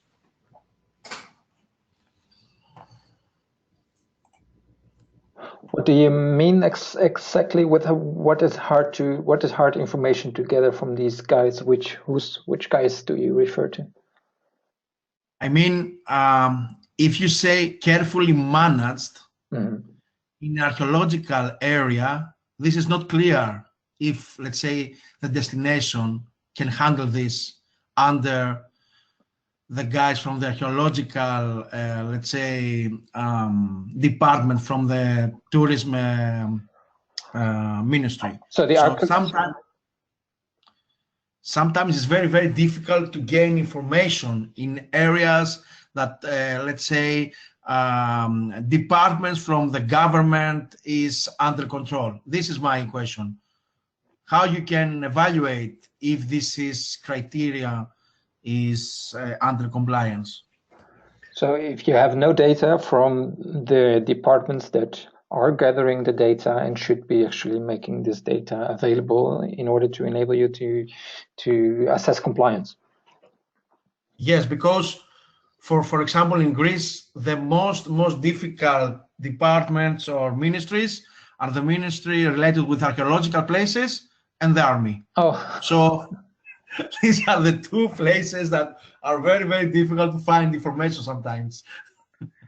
Because exactly that would be my recommendation, to find out with the appropriate departments on how they monitor the state of archaeological values, and in terms of World Heritage sites, every site, UNESCO site, should have its management plan and its monitoring plan. There's also a question from Monique here how to monitor degradation, and the experts in site management, archaeological site management, should have and explain and show that they have a system to monitor degradation. For example, if there's the ancient walls are degrading, or stairs, or other physical aspects of the heritage. Any additions, any other examples that can be made? I think in last week's, okay, Pekka, you first. Well, just one thing. I could provide you the network with some good examples from Finland, because I think that in this case we are quite advanced. We have not only the national cultural heritage sites, but also the local ones mapped, and they are accessible by every citizen, also foreigners. So in fact, we have both the biodiversity and the cultural values mapped by the geographic information systems.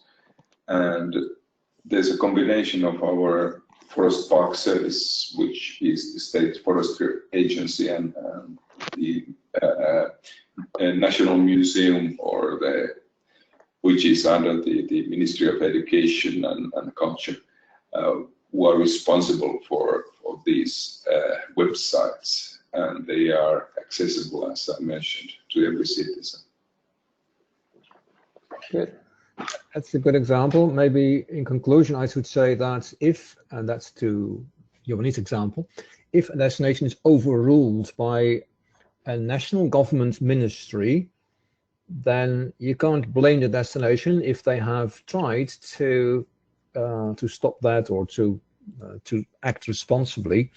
On the other hand, if a national ministry is doing clearly unsustainable management, then it's also a bit difficult to declare the destination in compliance. So it is it's up to a baseline assessment in which you should identify key destination values, and if these are threatened, then the criterion with regard to tourism impacts on culture, because that's what we're talking about. We're not talking about Ministry of Defense impacts on culture, but tourism impacts on culture have to be considered, and usually that can be controlled by a destination and not by a Ministry of Defense or archaeology.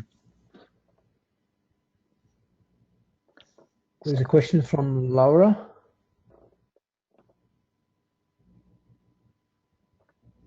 Laura, you can maybe make your point on using the mic. Hi.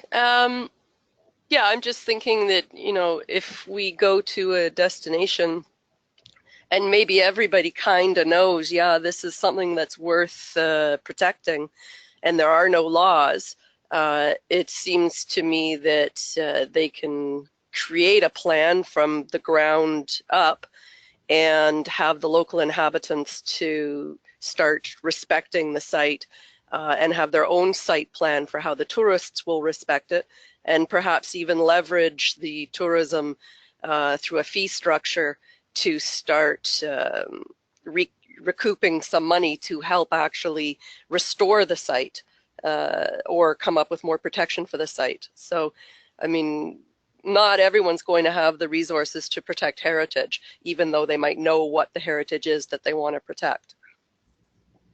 Yeah, I agree. There is a wonderful recent example in Bagnoregio, Civita di Bagnoregio in Italy, where an old town was devastated by an earthquake, and its cultural heritage as well, and they use tourism to help it restore. So we'll try to have these examples added to the guidance later. Thank you. All right, next part is then respecting authenticity, if you think it's good to move on. Any questions on respecting authenticity of traditions and culture, local culture, a life culture, living heritage? It's an optional criterion, and do I see questions on this? No, there's no question asked about this, so we could proceed. Okay. So we can move to the social well-being criteria that are still not covered. Inhabitants involved in planning. No question. No questions so here. far. Don't see anything in the chat popping up so far, so we move on to inhabitants informed about tourism. 5.9.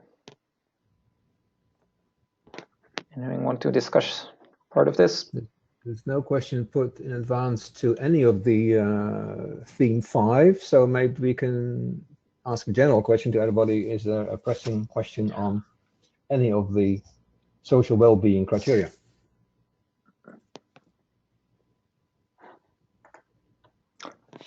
I'll just pop on and ask my question. So in terms of resettlement, sorry, I turned my phone off there. I mean, there's destinations, and I guess especially if you start looking at UNESCO ones, where resettlement is what is going to protect the destination.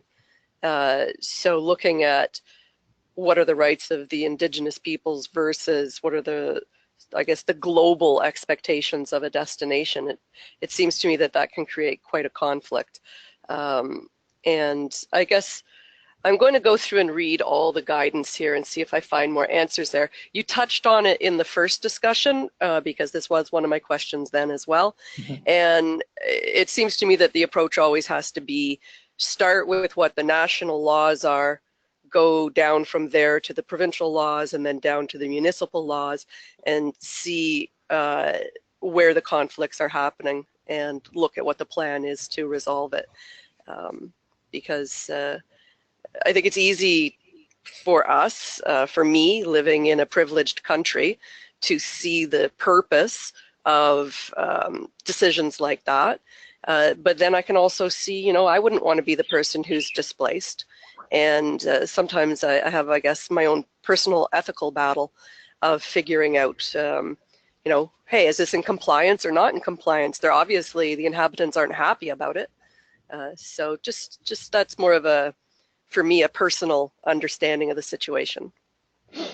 Yeah, I appreciate that, but this is a mandatory criterion. It is a part of the GSTC benchmark criteria. So we can't change this. I would assume, however, that if a government would pay sufficient compensation, then they would be likely to get consent. And in the case of conflict or dilemma where resettlement is needed to protect or safeguard certain values of a destination, key is, I think, that there is a transparency about the process that has led to the decisions, and that there has been a public consultation and involvement process into making these decisions that have a high impact on the different stakeholders and different interests in the destinations.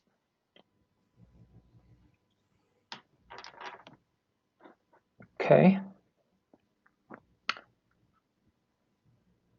So, shall we move to the final chapter, see what we can do on business and hospitality?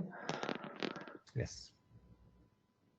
Sustainability standards is then 6.1, the criterion.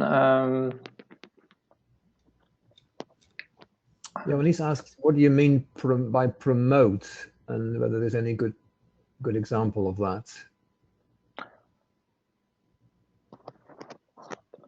Well, there's, of course, an promotion of enterprise standards, primarily, or having the GSTC recognized or accredited standards and certification programs promoted by the destination is in for example, if a destination has a program for a revolving fund that can be used to apply certain standards by enterprises to make the investments into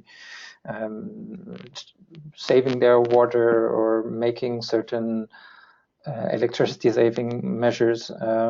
Can also be in terms of expertise, that a destination is supporting, facilitating an expert to come by, participating enterprises within a destination, to give them advice, give them a scan, environmental or CSR scan, and what they can improve in order to get to a standard level that they can get an award or certification of their performance.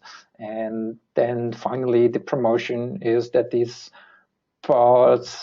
enterprises are promoted on the public website, so we came to 6.2.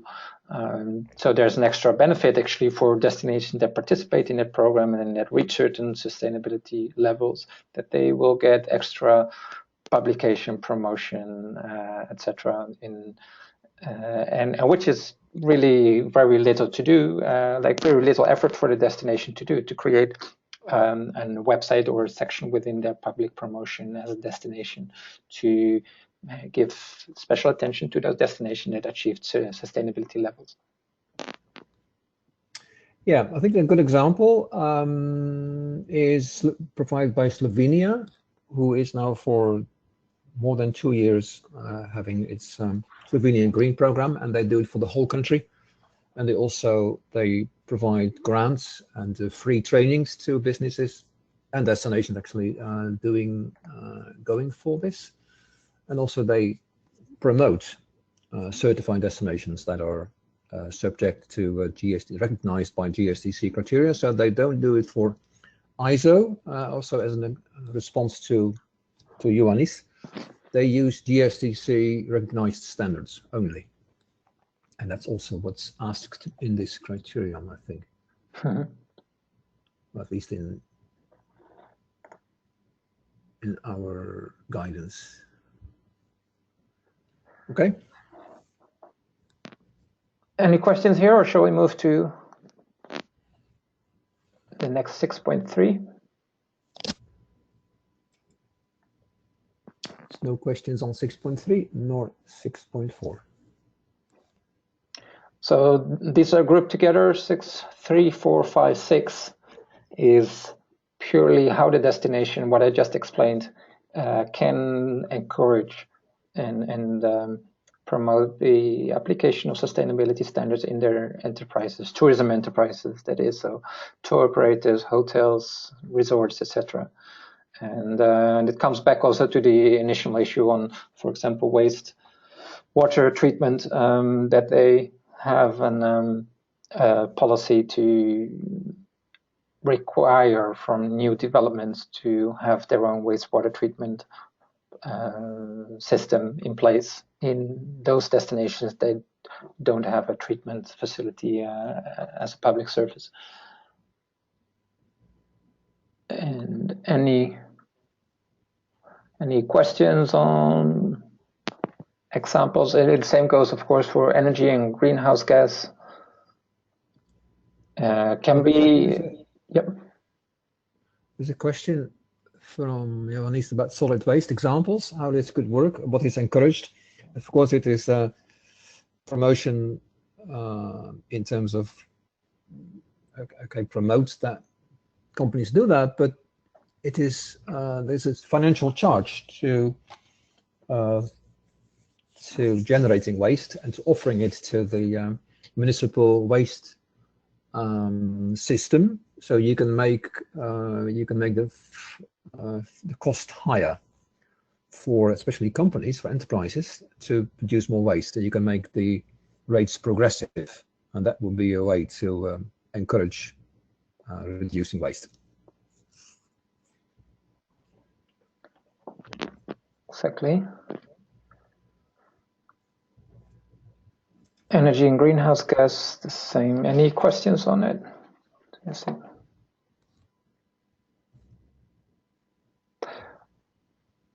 also destination business sharing their own best practice for error reduction. Yes, exactly. So it's not only offering expertise or promotion platform, but also offering information to destinations. I've seen examples where municipalities have their department or a public desk or an enterprise desk even for interested parties, interested enterprises.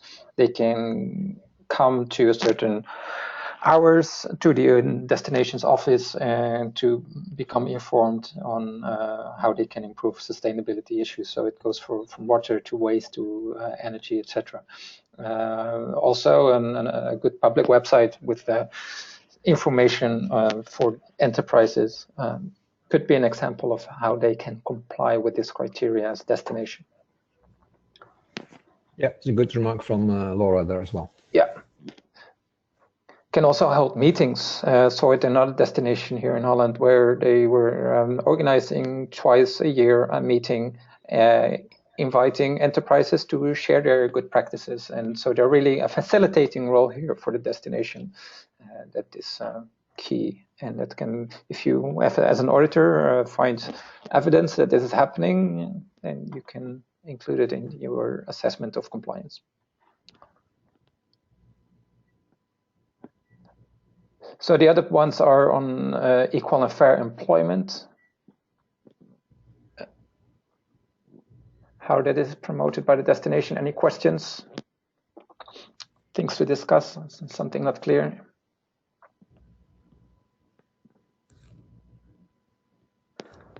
Tour guides code of practice then.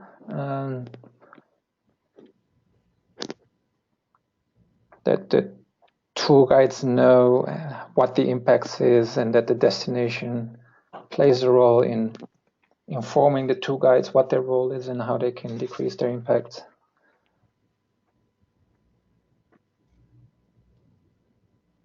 No?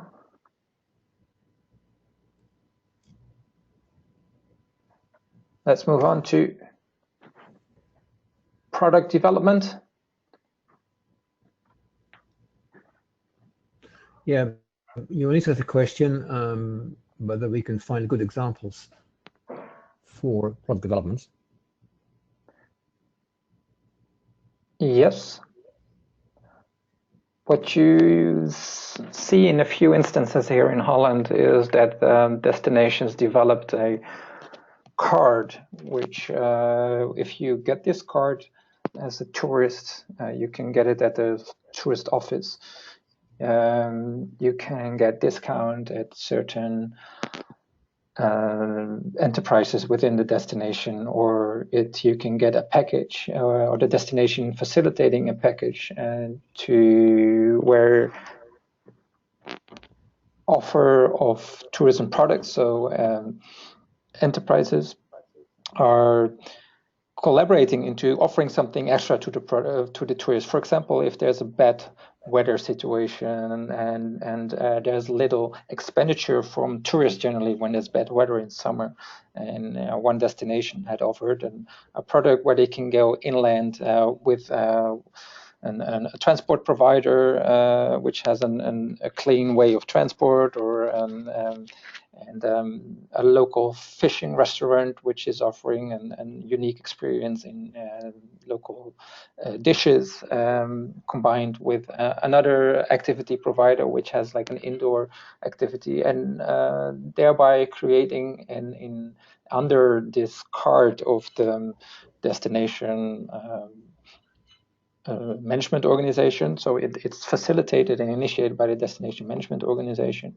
That's an example of how product development can take place that fosters both the sustainability or promotes sustainable products. So it's focusing on how can we both generate more income and do it in a sustainable or most sustainable way.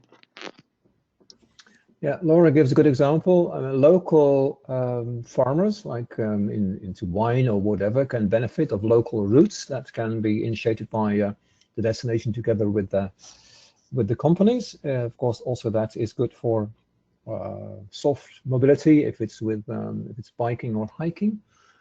Another good example I noticed in Azores, there is a brand or certification, I'd almost call it. It's called Azores certification. So it said certified by nature. This brand, this certificate is assigned to every product that is at least sourced with ingredients from the region, and that is mostly or entirely packaged or processed in the region. So it would benefit the local manufacturers and sellers to go for local products and local manufacturing, and then only then they can get this Azores certified by nature brand. I think it's a very good example. Exactly. All right, the visitor monitoring then. Somebody wants to discuss this? Or visitor satisfaction, monitoring is focusing on characteristics and preferences, and satisfaction is focusing on dissatisfaction naturally, and how this is measured.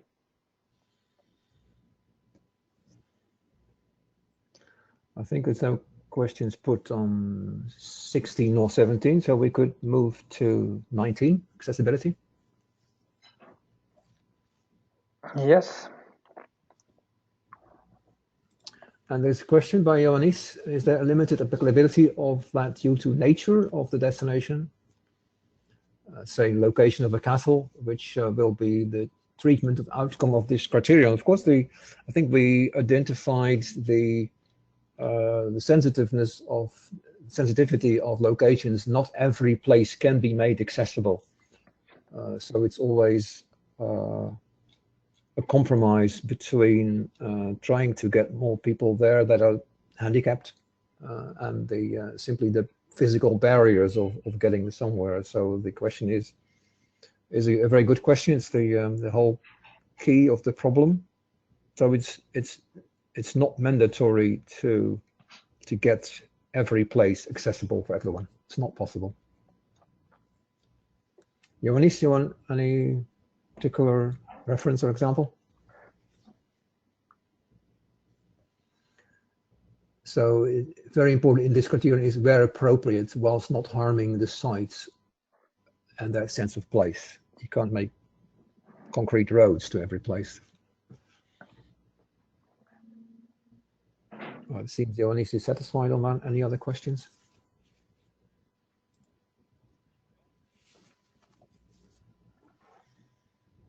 I think we've done it. Generally, for example, the beach, you would find that a destination as a beach chair to give the opportunity for disabled people to enjoy the beach. This is usually what we can that we find as a good example, and also interpretation of information for visually disabled or people with hearing problems is an example if there's solutions for providing interpretation for these people. Yeah. Okay. Monique asked about places in mountain areas that are not easy to reach for disabilities. Well, again, I mean, you can't make every place accessible. If it's too difficult, don't make a Haley tour of it, because it will impact the whole tourism experience for everybody else. Yes, exactly. So there's a minimum effort needed to make it accessible, also taking into account the target group of the destination. Yeah, because every measure to improve accessibility for disabled people will change the experience for everybody else. So that's always a consideration to look into. There's examples of destinations that have or they're global or national interest groups who can provide excellent consultation on how to make destinations more accessible, and this is something that also destination can ask and apply. Okay, nice. I think it's time for some concluding remarks, Hugo. Yes, I think we're straight on time. Thank you, everybody, for your useful conclusions and contributions. I think we'll wrap up, and we can again share the presentation and the recording of today's session with everybody after the session, so probably by tomorrow. If there's anything that you feel that has not been discussed or not sufficiently, feel free to contact us and we can continue a discussion in the group, so we can send around and maybe use the Word document for any pressing issue you would like to have discussed, or if you have good practices, good examples, or requests for tools or good practices that are needed for you to complete your interpretation properly of the criteria, definitely would be interested in hearing those needs.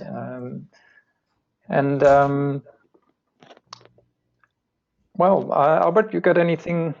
Well, I think we'll send everybody who attended the, at least sufficient part of the training, a certificate, don't we, Hugo? Yeah, we already did, yes. Already did, okay. Anyway, okay. We already did after session. Anybody listening not received the certificate, we should contact Hugo.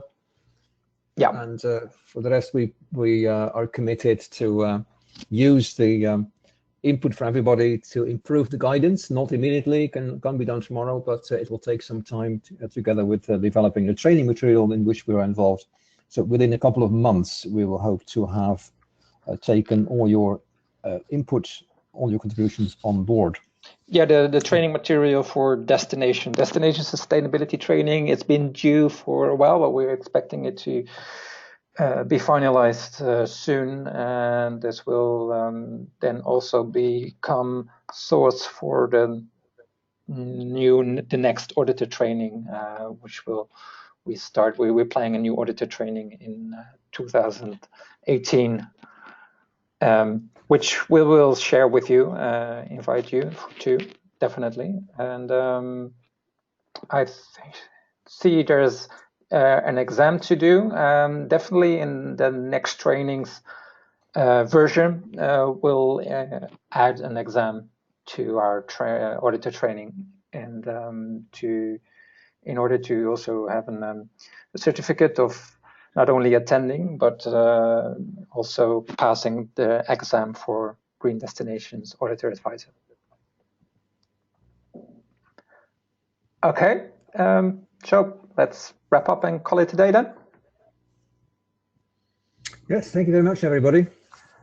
Thank you so much for your time and your patience, and for your contributions, and hope to talk to you and see you soon somewhere. Yep, I will be in touch with you soon. All the best. Bye for now. Bye-bye. Bye-bye.